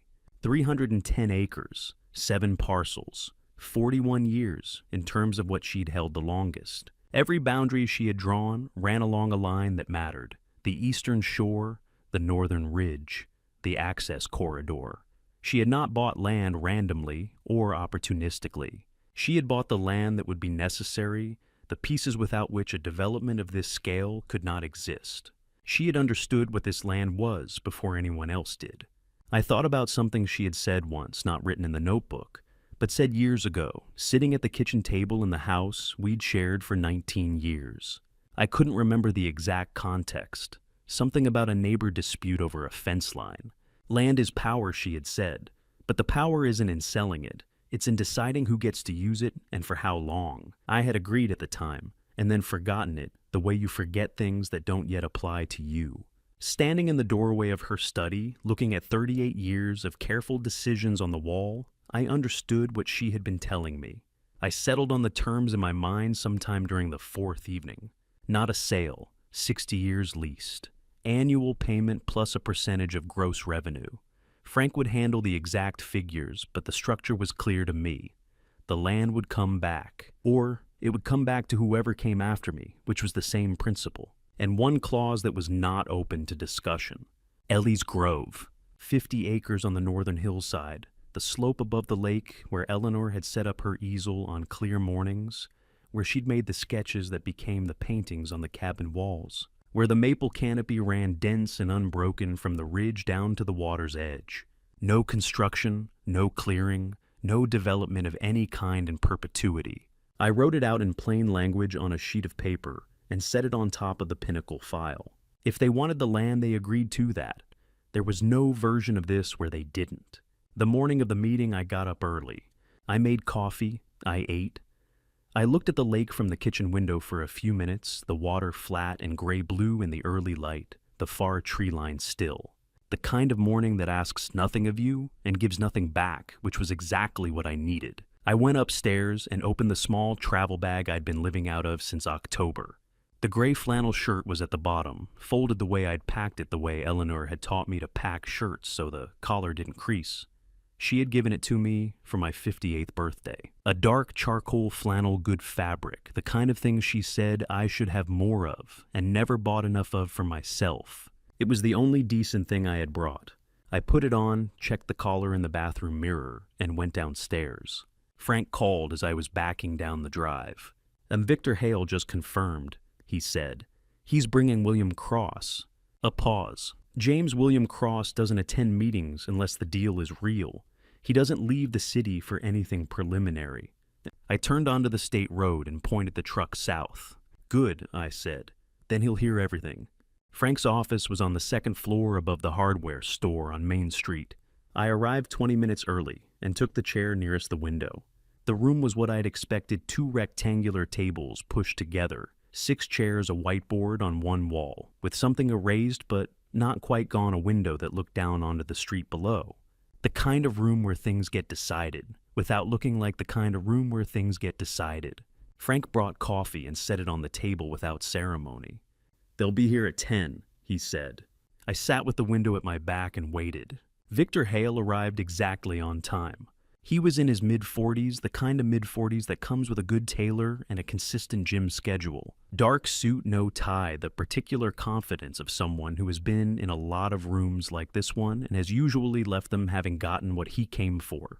He shook my hand firmly and took the chair across the table, set a leather portfolio in front of him, and arranged himself the way people do when they want to appear relaxed. William Cross came in behind him. He was older, mid to late 60s, silver-haired, compact. His suit was the kind you don't notice the brand of because the cut does all the work. He didn't say much when he came in. He looked at the room first, a single pass, unhurried the way someone reads a page before deciding whether to read it again. Then he looked at me. Then he sat down. Frank made the introductions. Brief, professional. William Cross nodded once at his name and opened a slim folder he'd brought with him, the way a person opens something they intend to reference rather than read. Victor presented the offer at 10:10. He walked through it efficiently, the way someone does when they've given the same presentation enough times to have removed every unnecessary word.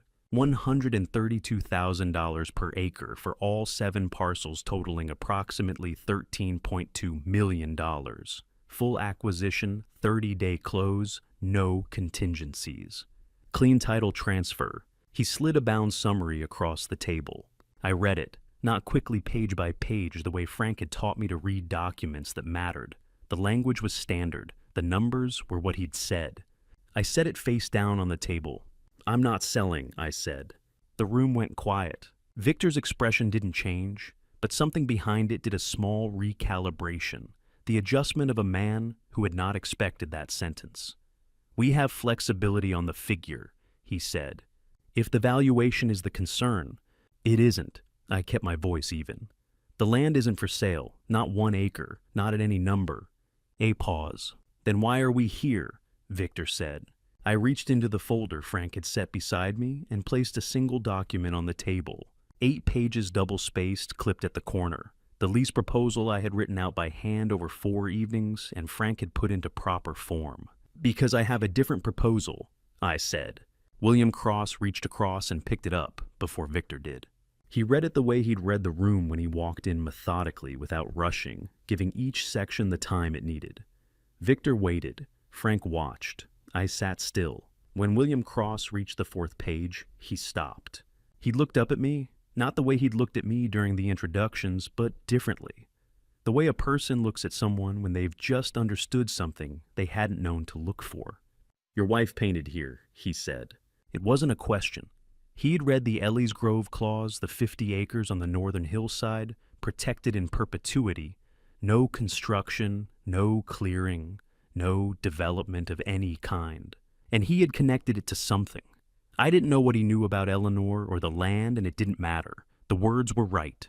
"For 30 years, I said. The last good autumn she had before she got sick, she painted the maple forest above the lake.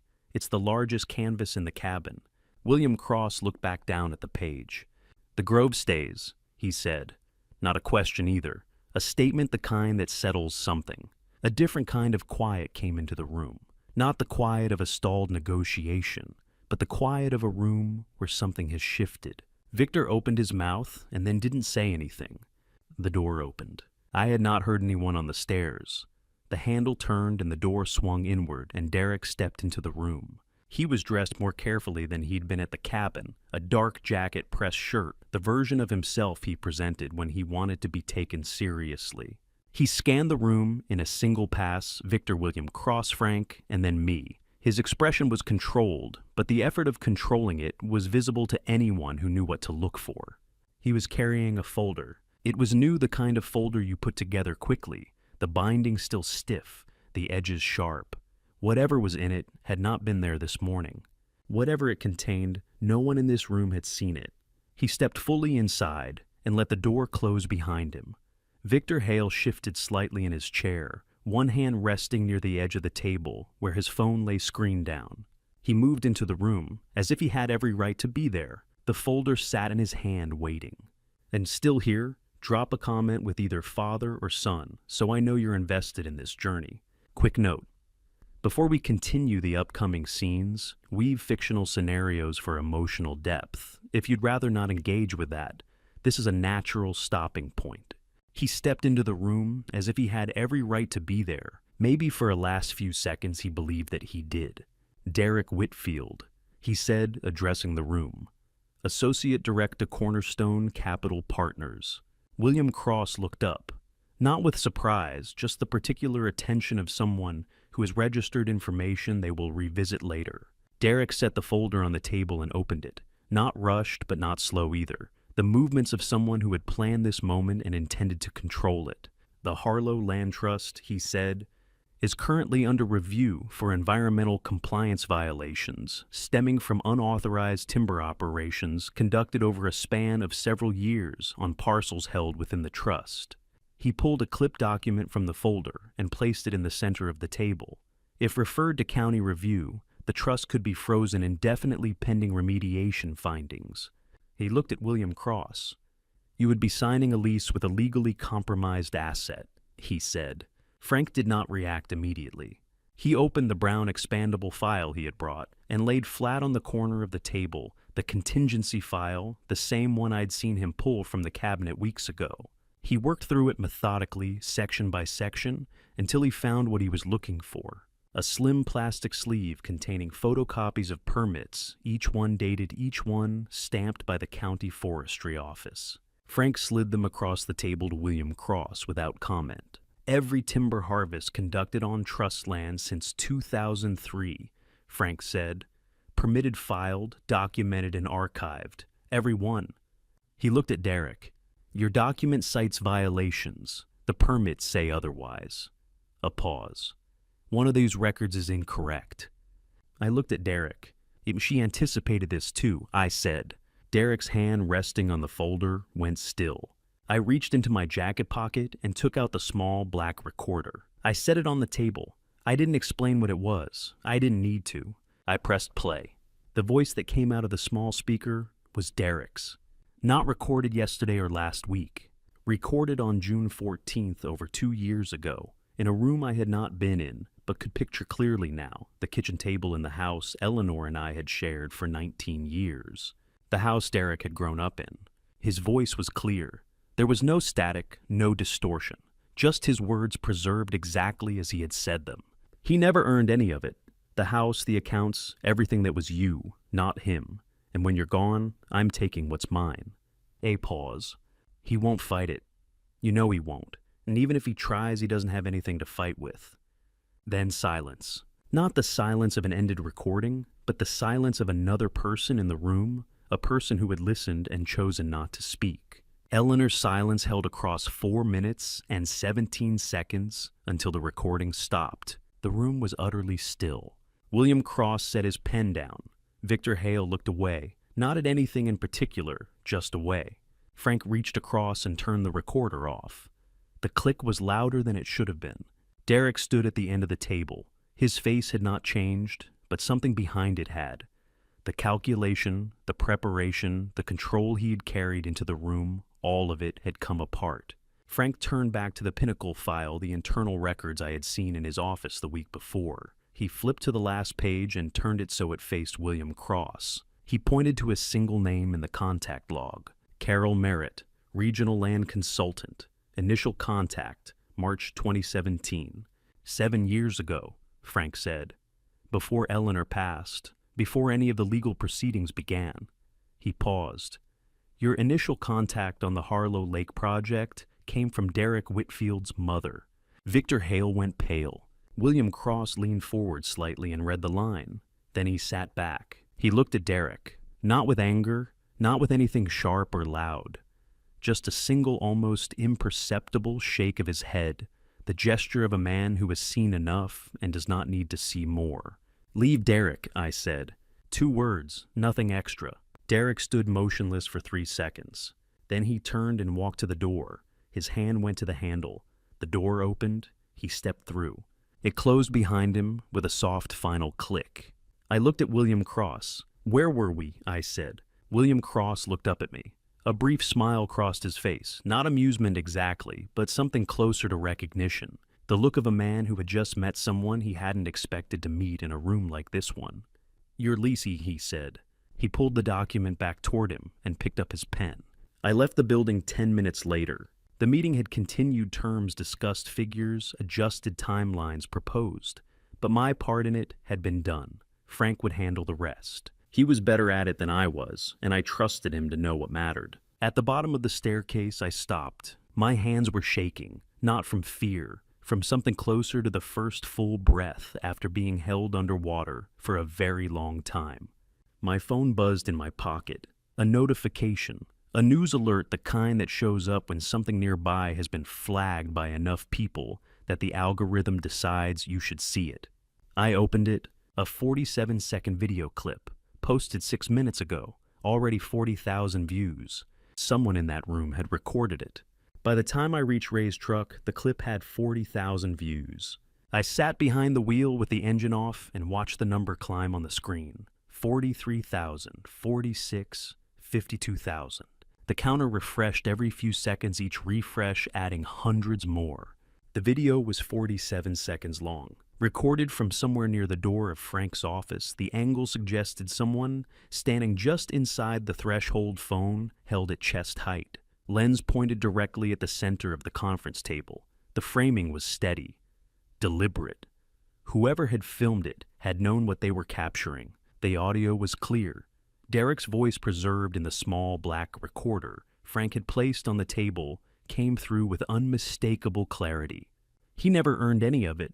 The house, the accounts, everything that was you, not him. The caption beneath the video read, Family trust battle erupts in New Hampshire. Boardroom audio recording reveals son's plan to seize inheritance from father. The first comment, posted 4 minutes after the video went live, had over 2,000 likes. This is the most brutal thing I've seen all year. I set the phone face down on the passenger seat, started the engine, and drove north. Frank called before I reached the county line. It was Victor Hale, he said. No greeting, no preamble, just the fact. Security footage shows he placed his phone face down on the table when Derek started talking, recording angle toward the center. No one noticed until after the meeting ended. He sent it to a journalist. He knows someone who covers real estate litigation and high-value family disputes in the Northeast. He thought the public pressure would force you into a quick sale instead of holding out for the lease terms. He thought wrong, I said. He did. William Cross terminated his involvement in the project before you left the building. Hale's out, completely. James, this is going to move fast now. The video's already on 3 regional news platforms. It'll be picked up nationally by tonight. Are you prepared for that? No, I said, but it's happening anyway. I ended the call and kept driving. By late afternoon, there were reporters outside. 3 vehicles parked along the gravel track just past the gate. 2 people standing near the fence line, with cameras the kind with long lenses and tripods. A third person, a woman in a dark coat, was walking the northern property line, as if checking sight angles for a better shot. I pulled into the drive slowly. They saw me immediately. One of them, a man in his 30s, press credentials hanging from a lanyard, started toward the porch before I'd even shut off the engine. I went inside, locked the door, and turned off every light in the house. Then, I sat at the kitchen table in the dark. The knock came 2 minutes later. Firm, insistent, the kind of knock that expected an answer. Mr. Whitfield. A woman's voice, projected but polite. Sarah Kellerman, Northeast Regional News. I'd like to ask you a few questions about the Harlow Land Trust and the recording that was released this morning. I didn't move. Another knock. Mr. Whitfield, we're prepared to tell your side of this. A lot of people are watching. This is your chance to shape the narrative. I stayed at the table. After 20 minutes, the knocking stopped. Through the window, I could see them return to their vehicles. But they didn't leave. They stayed parked on the track engines, running, waiting. Frank called again just after 6. Derek Whitfield was terminated from Cornerstone Capital Partners this afternoon, effective immediately. The environmental compliance documents he submitted in the meeting have been referred to the state attorney's office for criminal fraud investigation. Good, I said. There's more. The story isn't just about Derek anymore. Eleanor's name is in every headline now. The Harlow Land Trust is being analyzed in detail on financial blogs, legal forums, local news sites. People are calling it the most sophisticated long-term asset protection strategy they've ever seen. They're calling it a revenge story. They're calling her a genius. I looked at the dark window. Beyond it, the silhouettes of the reporters' vehicles were still visible against the last gray light of the day. I didn't want her turned into a headline, I said quietly. Frank was silent for a moment. I know, but James, she's not just a headline. Not to the people who knew her. Not to Maggie, not to me, and not to you. William Cross called at 7:30. Mr. Whitfield, this is William Cross. His voice carried the same measured deliberateness it had in the meeting. I wanted to reach out personally. Pinnacle Group had no knowledge of or involvement in the recording or its release. Victor Hale acted independently and in direct violation of company policy. He has been removed from this project and will have no further involvement in any capacity. I didn't say anything. The lease offer stands, exactly as we discussed this morning. You have my word on that. Your word, I said. My word. I don't know if that carries any weight with you after what happened today, but it carries weight with me, and I intend to honor it.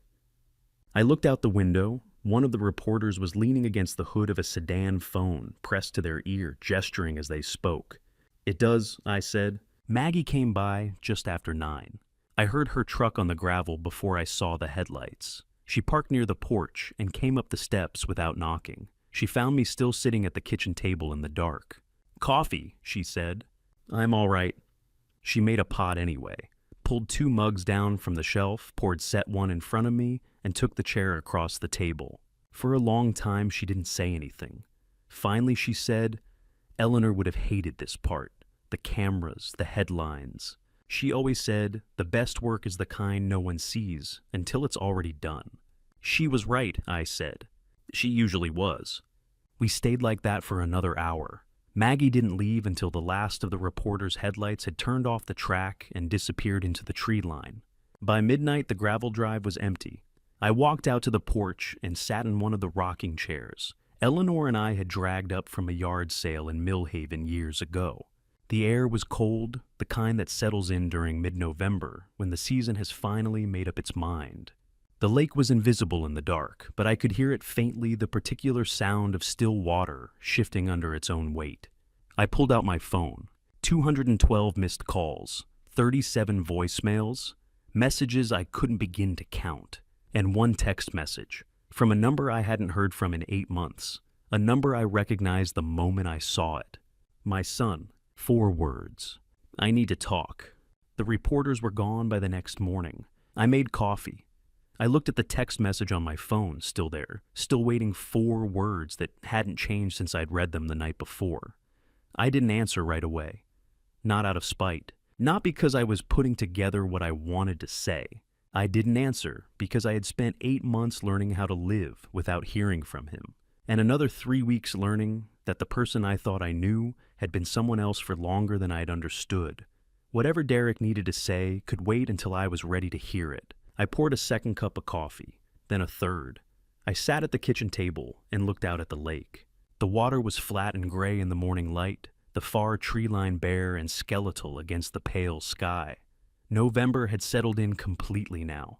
The cabin was cold in the mornings, but I'd learned to manage it. Smaller fires in the wood stove, an extra layer of clothing, the particular rhythm of a place that asked you to meet it where it was.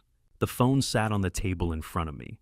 The screen stayed dark. 8 months of silence and now 4 words. I need to talk. Not, I'm sorry. Not, can we talk? Just a statement of need, as if need alone were reason enough. He called at 10:15. Not a text this time. A call. I let it ring twice. Then I picked up. Derek. A pause on his end longer than I expected. Then, Dad. His voice was different. Not the voice from the porch weeks ago. Not the voice from the meeting room. The calculation was gone. What was left sounded flatter, more worn down. They fired me, he said. Cornerstone Capital, this morning, effective immediately. And they've referred the environmental compliance documents to the state attorney's office for criminal fraud investigation. I didn't say anything. He kept going. The will, the amended will. That was Carol's plan. She had a lawyer draft it. She told me it was a standard estate procedure, that it would protect the property from being contested down the line. I agreed to sign it. You agreed to forge your mother's signature, I said. It wasn't a question. A long silence on the other end of the line. Yes, he said. There was a pause. Derek's voice came back quieter, more brittle. When the video went public, she stopped answering my calls. Her lawyer sent a letter 2 days ago.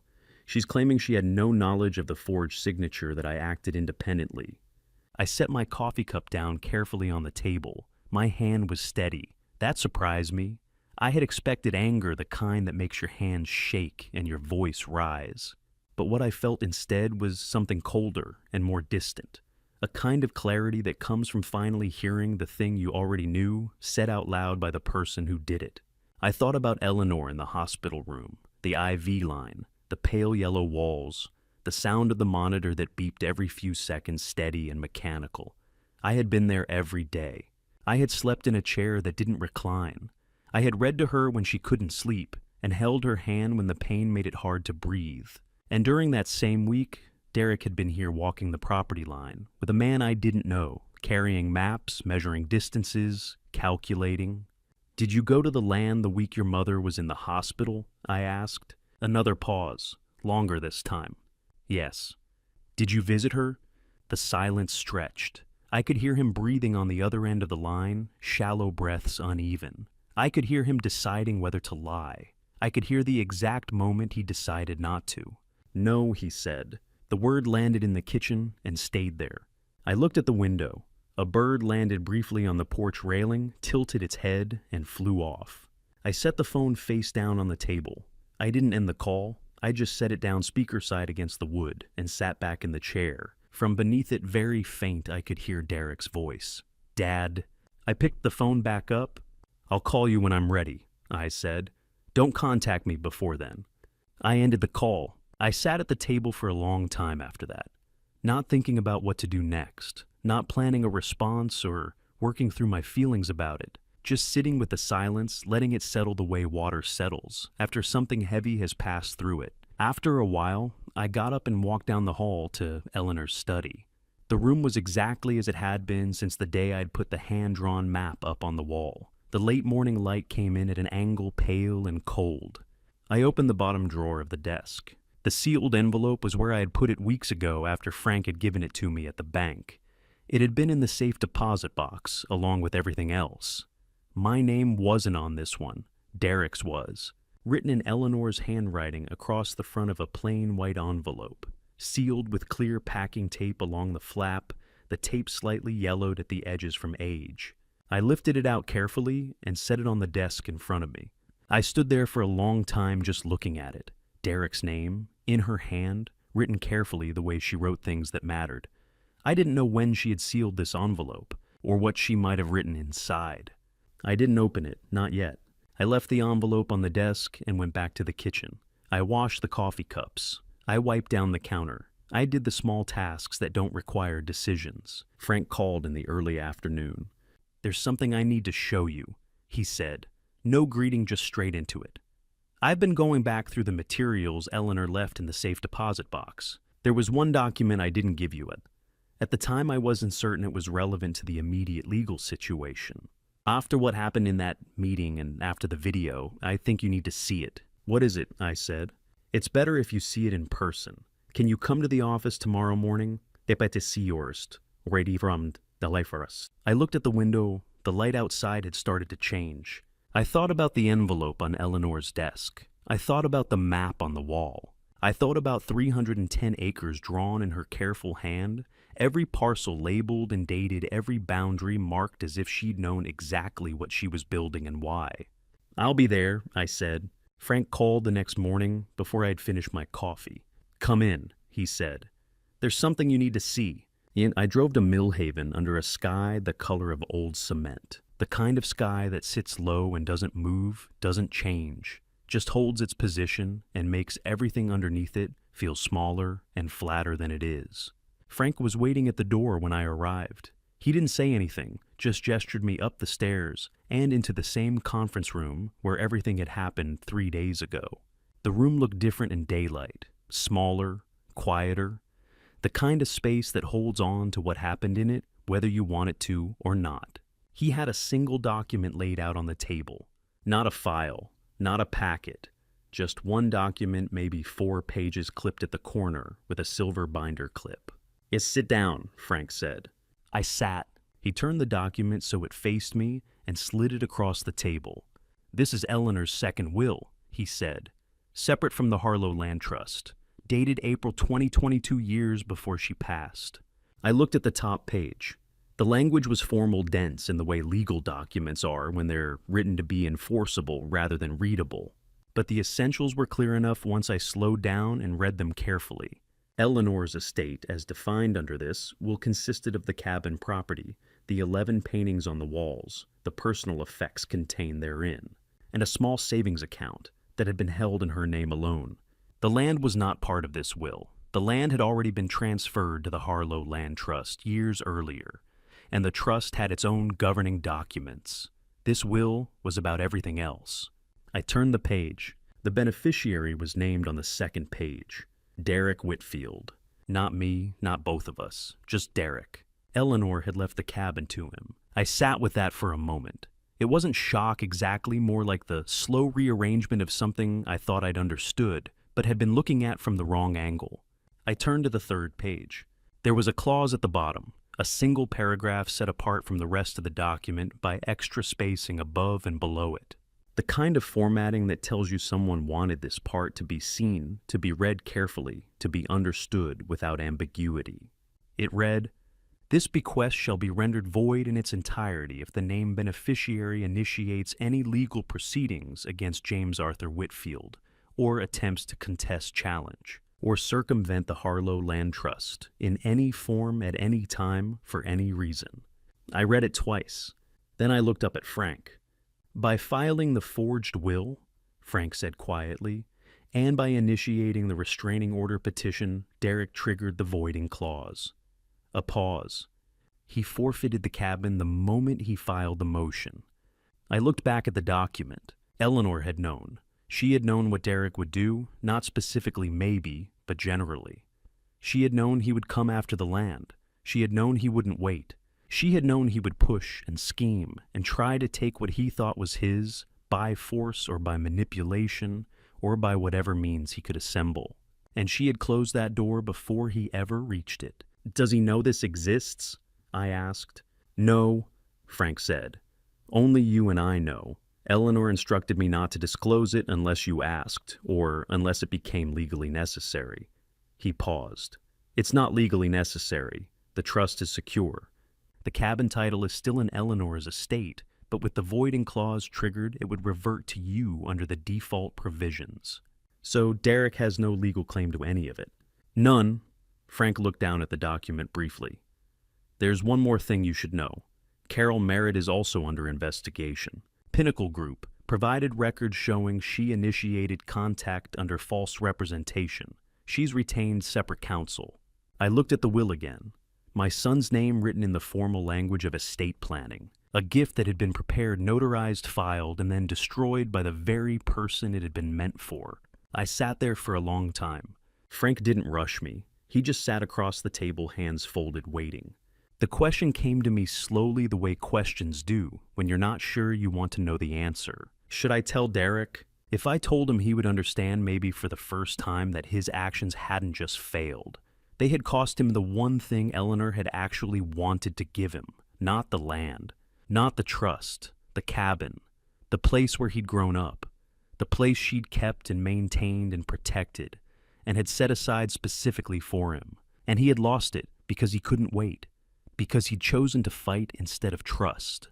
That was the heaviest consequence. Not the criminal fraud investigation, not the public humiliation, not even being fired from Cornerstone Capital. The heaviest consequence was knowing that his mother had tried to give him something, and he had thrown it away before he even knew it existed. If I told him, he would carry that for the rest of his life. But if I didn't tell him, if I kept it to myself, buried the will in a drawer somewhere, and let him believe the only thing Eleanor had left behind was the land trust that excluded him, was that mercy? Or was it just another form of avoidance? A way of protecting him from a truth he had earned the hard way? I didn't know. I folded the will carefully and slipped it into the inside pocket of my jacket, the same pocket where I'd been carrying the sealed envelope with Derek's name on it, the one Eleanor had left in the safe deposit box, the one I still hadn't opened. Two things she had left for him. One I could see.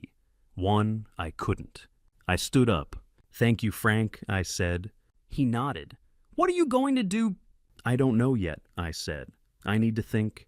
I drove back to the cabin, slowly, the will and the envelope both resting in my jacket pocket, and tried to decide what kind of father I wanted to be in the days that came next.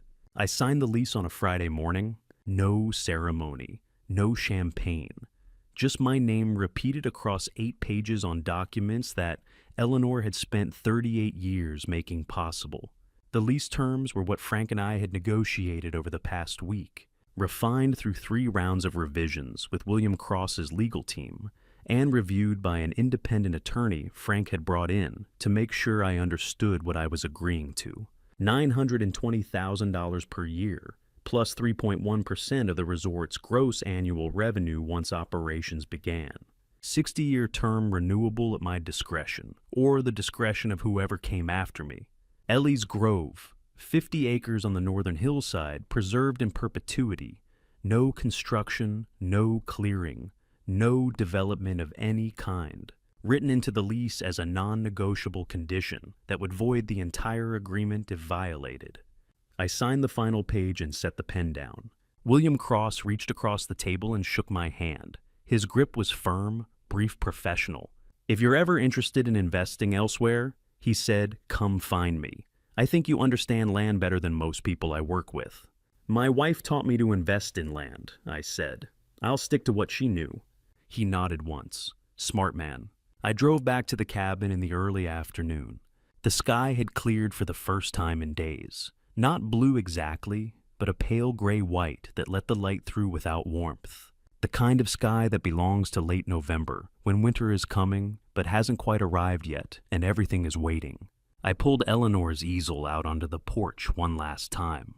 I set up the canvas I'd been working on for the past 2 weeks, the one with the lake and the tree line and the oversized, broccoli-shaped maples that looked more like a child's drawing than anything resembling serious landscape work.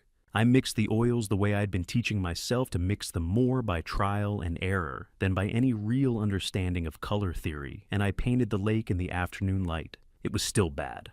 The proportions were off. The reflection in the water didn't match the angle of the trees. The colors were close, but not quite right, like something remembered from a distance rather than observed up close. It didn't matter. When I finished, I signed it in the bottom right corner, the way Eleanor used to sign hers, 2 letters small and deliberate. JW. I brought it inside and hung it on the wall next to Eleanor's 11 paintings. The 12th painting. The worst one of the 12 by a long measure, and somehow exactly where it belonged. I called Ray that evening, and just wanted to say thank you, I said. For the couch, for the truck, for not asking too many questions. Ray was quiet for a moment. Then, "You doing all right up there?" "I think so," I said. "Yeah, I think I am." "Good," he said. "That's good, James." We ended the call. That night I sat at Eleanor's desk in the study. The 2 things she had left for Derek were in front of me, the sealed envelope with his name written in her handwriting, and the copy of the real will that Frank had made for me before I left his office that morning. I had spent the past 2 days thinking about whether to give Derek both or just one or neither. The envelope that was Eleanor's intention. Whatever she had written inside it, she had meant for him to have it. That part was clear. The will was harder. If I gave it to him, he would know. He would understand maybe for the first time that his mother had tried to give him something real. Not the land, not the trust, but the cabin. The place where he'd grown up, and that his own actions had taken it away before he'd ever known it existed. That knowledge would be heavy, the kind of weight that doesn't go away. But Eleanor had forgiven him. I knew that now. Not because she'd said it out loud, but because she'd left him the envelope. Because she'd written his name on it in her careful hand and sealed it and kept it safe for years, waiting for the right moment. That forgiveness deserved to be delivered whole, not softened, not edited, not made easier by withholding the truth of what it had cost. I made one phone call before I made my decision final. "Frank," I said when he picked up, "I need you to do something for me." "Go ahead." "Keep a certified copy of Eleanor's 2020 will in your office safe, not filed, just kept, in case Derek ever questions its authenticity." A pause. "You're going to give it to him." "I am." Another pause. Longer this time. "All right, I'll have it locked in the safe tonight." "One more thing," I said. "Note the time of my visit to the cabin tonight, in your records, just in case." Frank was silent for a moment, then quietly, "You think he might—" "I don't know what he'll do," I said, "but I want there to be a record." "Understood," Frank said. "I'll make the notation."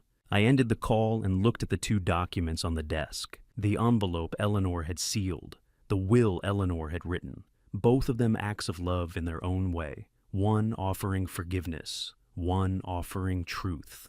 I put them both in a plain brown folder and set the folder on the corner of the desk where I could see it. Then I picked up my phone and called my son. He answered on the 3rd ring. "Dad, come to the cabin," I said. "Tonight, it's time." That evening, after Ray's truck had been returned to the driveway and the paintings had been hung on the wall, I made the call. He answered on the 1st ring. "I'm coming," he said. Derek arrived just after dark. I heard the engine before I saw the headlights. The silver pickup coming up the gravel track slowly, as if he wasn't sure whether he should be there or whether he'd be turned away at the gate. He parked it near the porch and got out. No blazer this time, no calculated posture. Just a man in his mid-30s wearing a jacket that didn't quite fit the weather and carrying the particular heaviness of someone who had run out of moves and knew it. I was standing on the porch when he reached the steps. I didn't invite him inside. We stayed where we were on Eleanor's porch under the roof she'd designed, looking out at the lake she'd painted 100 times in 100 different lights. I held out the sealed envelope first. He looked at it for a long moment before taking it. His eyes went to the handwriting on the front, his name written in Eleanor's careful script, and his hands, when he reached for it, were shaking. He didn't say anything. He just held it, turning it over once as if checking to make sure it was real. Then he opened it. I turned and looked at the lake while he read. It wasn't my letter, it was Eleanor's. Whatever she had written to him, she had written for him, and I had no need to know what it said. The sound that came from behind me wasn't words. It was the sound of someone crying after holding it in for a very long time. Quiet at first, then less so. The kind of grief that doesn't ask permission and doesn't care who's listening. I stayed where I was and waited. After a while, the sound stopped. I heard him fold the letter and put it back in the envelope. I heard him take a breath, long, uneven, the kind you take when you're trying to reassemble yourself after something has knocked you flat. I turned back and handed him the second document. "This is your mother's real will," I said. "Dated April 2020, 2 years before she passed." He looked at me, then at the document. "Read it," I said. He read slowly. I watched his face as he worked through the formal language, the legal phrasing, the clause at the bottom that explained what he'd forfeited and why. When he finished, he didn't say anything right away. He just stood there holding the will in one hand and the envelope in the other, looking at the cabin, then at the lake, then at me. "She knew," he said finally. "She knew I would do it." "Yes. And she forgave me anyway." "That's who she was." He looked down at the will again. Then slowly he set the envelope on the porch railing and reached for the document with both hands, not to read it again, but to fold it, to put it away, maybe to take it with him. My hand was there first. Not aggressive, not fast. Just there resting on the edge of the paper, calm and steady before he could lift it. "That's a copy, Derek," I said. "The original is at Frank's office, in his safe, certified and notarized."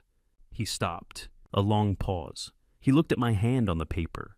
Then he looked at me, really looked maybe for the first time since he'd arrived. I didn't say anything else. I didn't need to.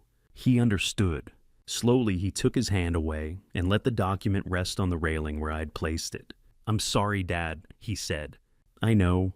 He picked up the envelope, Eleanor's letter, and held it carefully as if it were the only thing left in the world that mattered. Then he walked down the porch steps, got into his truck, and drove back down the gravel track without looking back. I stood on the porch and watched the taillights disappear around the bend in the tree line. The sound of the engine faded. The gravel went quiet. I was alone. The night had settled in completely now. The kind of dark that belongs to places without streetlights, where the only sound is the lake shifting under its own weight and the wind moving through bare branches. I turned and looked through the window into the main room of the cabin. 12 paintings hung on the walls, lit by the single lamp I'd left on near the kitchen. 11 of them were Eleanor's careful, deliberate beautiful, in the way things are beautiful when they've been made by someone who understood what they were looking at. One of them was mine, rough and uneven and badly proportioned, signed in the corner with 2 letters that didn't carry any of the weight hers did, but somehow belonged there anyway. J.W. I thought about something Eleanor had said once, years ago, in a conversation I hadn't fully understood at the time. Patience isn't waiting. It's knowing what you're waiting for. I hadn't known back then what she meant. I'd thought she was talking about land or money or the slow accumulation of things that take years to build. But she hadn't been talking about any of that. She'd been talking about this. The porch, the lake, the quiet that comes when everything you've been carrying finally sets down. The certainty that someone you loved had thought of everything, not just the land, not just the trust, but the hardest parts too. The parts that required forgiveness and patience and the particular kind of love that plans for decades without ever asking for credit. I hadn't been waiting for justice. I hadn't been waiting for money. I hadn't been waiting for any of the things I thought I'd lost when Derek took me to court 8 months ago. I'd been waiting for this.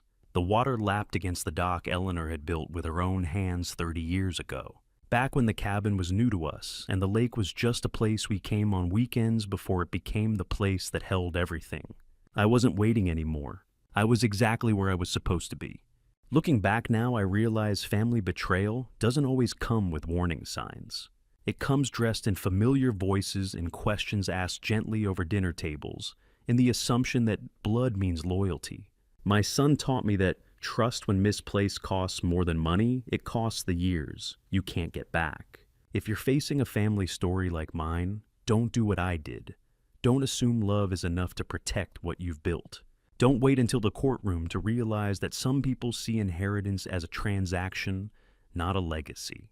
And don't carry the weight alone. Eleanor planned for decades in silence, but I wonder now if she ever wished she could have shared that burden. Here's what I learned. Forgiveness doesn't erase consequence. I gave Derek his mother's letter. and the truth about what he'd lost, not to punish him, but because he deserved to know the full weight of his choices. Family betrayal cuts deep, but pretending it didn't happen cuts deeper. This family story isn't about revenge. It's about patience, the kind Eleanor practiced for 38 years, the kind that knows what it's building even when no one else can see it. The Lord works in ways we don't always understand in the moment, and sometimes His mercy looks like a sealed envelope left behind by someone who loved you enough to plan for your worst day. If this family story resonates with you, I hope you'll share your perspective in the comments. What would you do if you found yourself in a situation like this? I genuinely value hearing your thoughts. If this narrative moved you, consider subscribing so you don't miss what comes next. A gentle note: while inspired by real-world dynamics around estate planning and family conflict, certain elements have been heightened for storytelling purposes. If this content doesn't suit your preferences, feel free to explore other videos that may resonate more.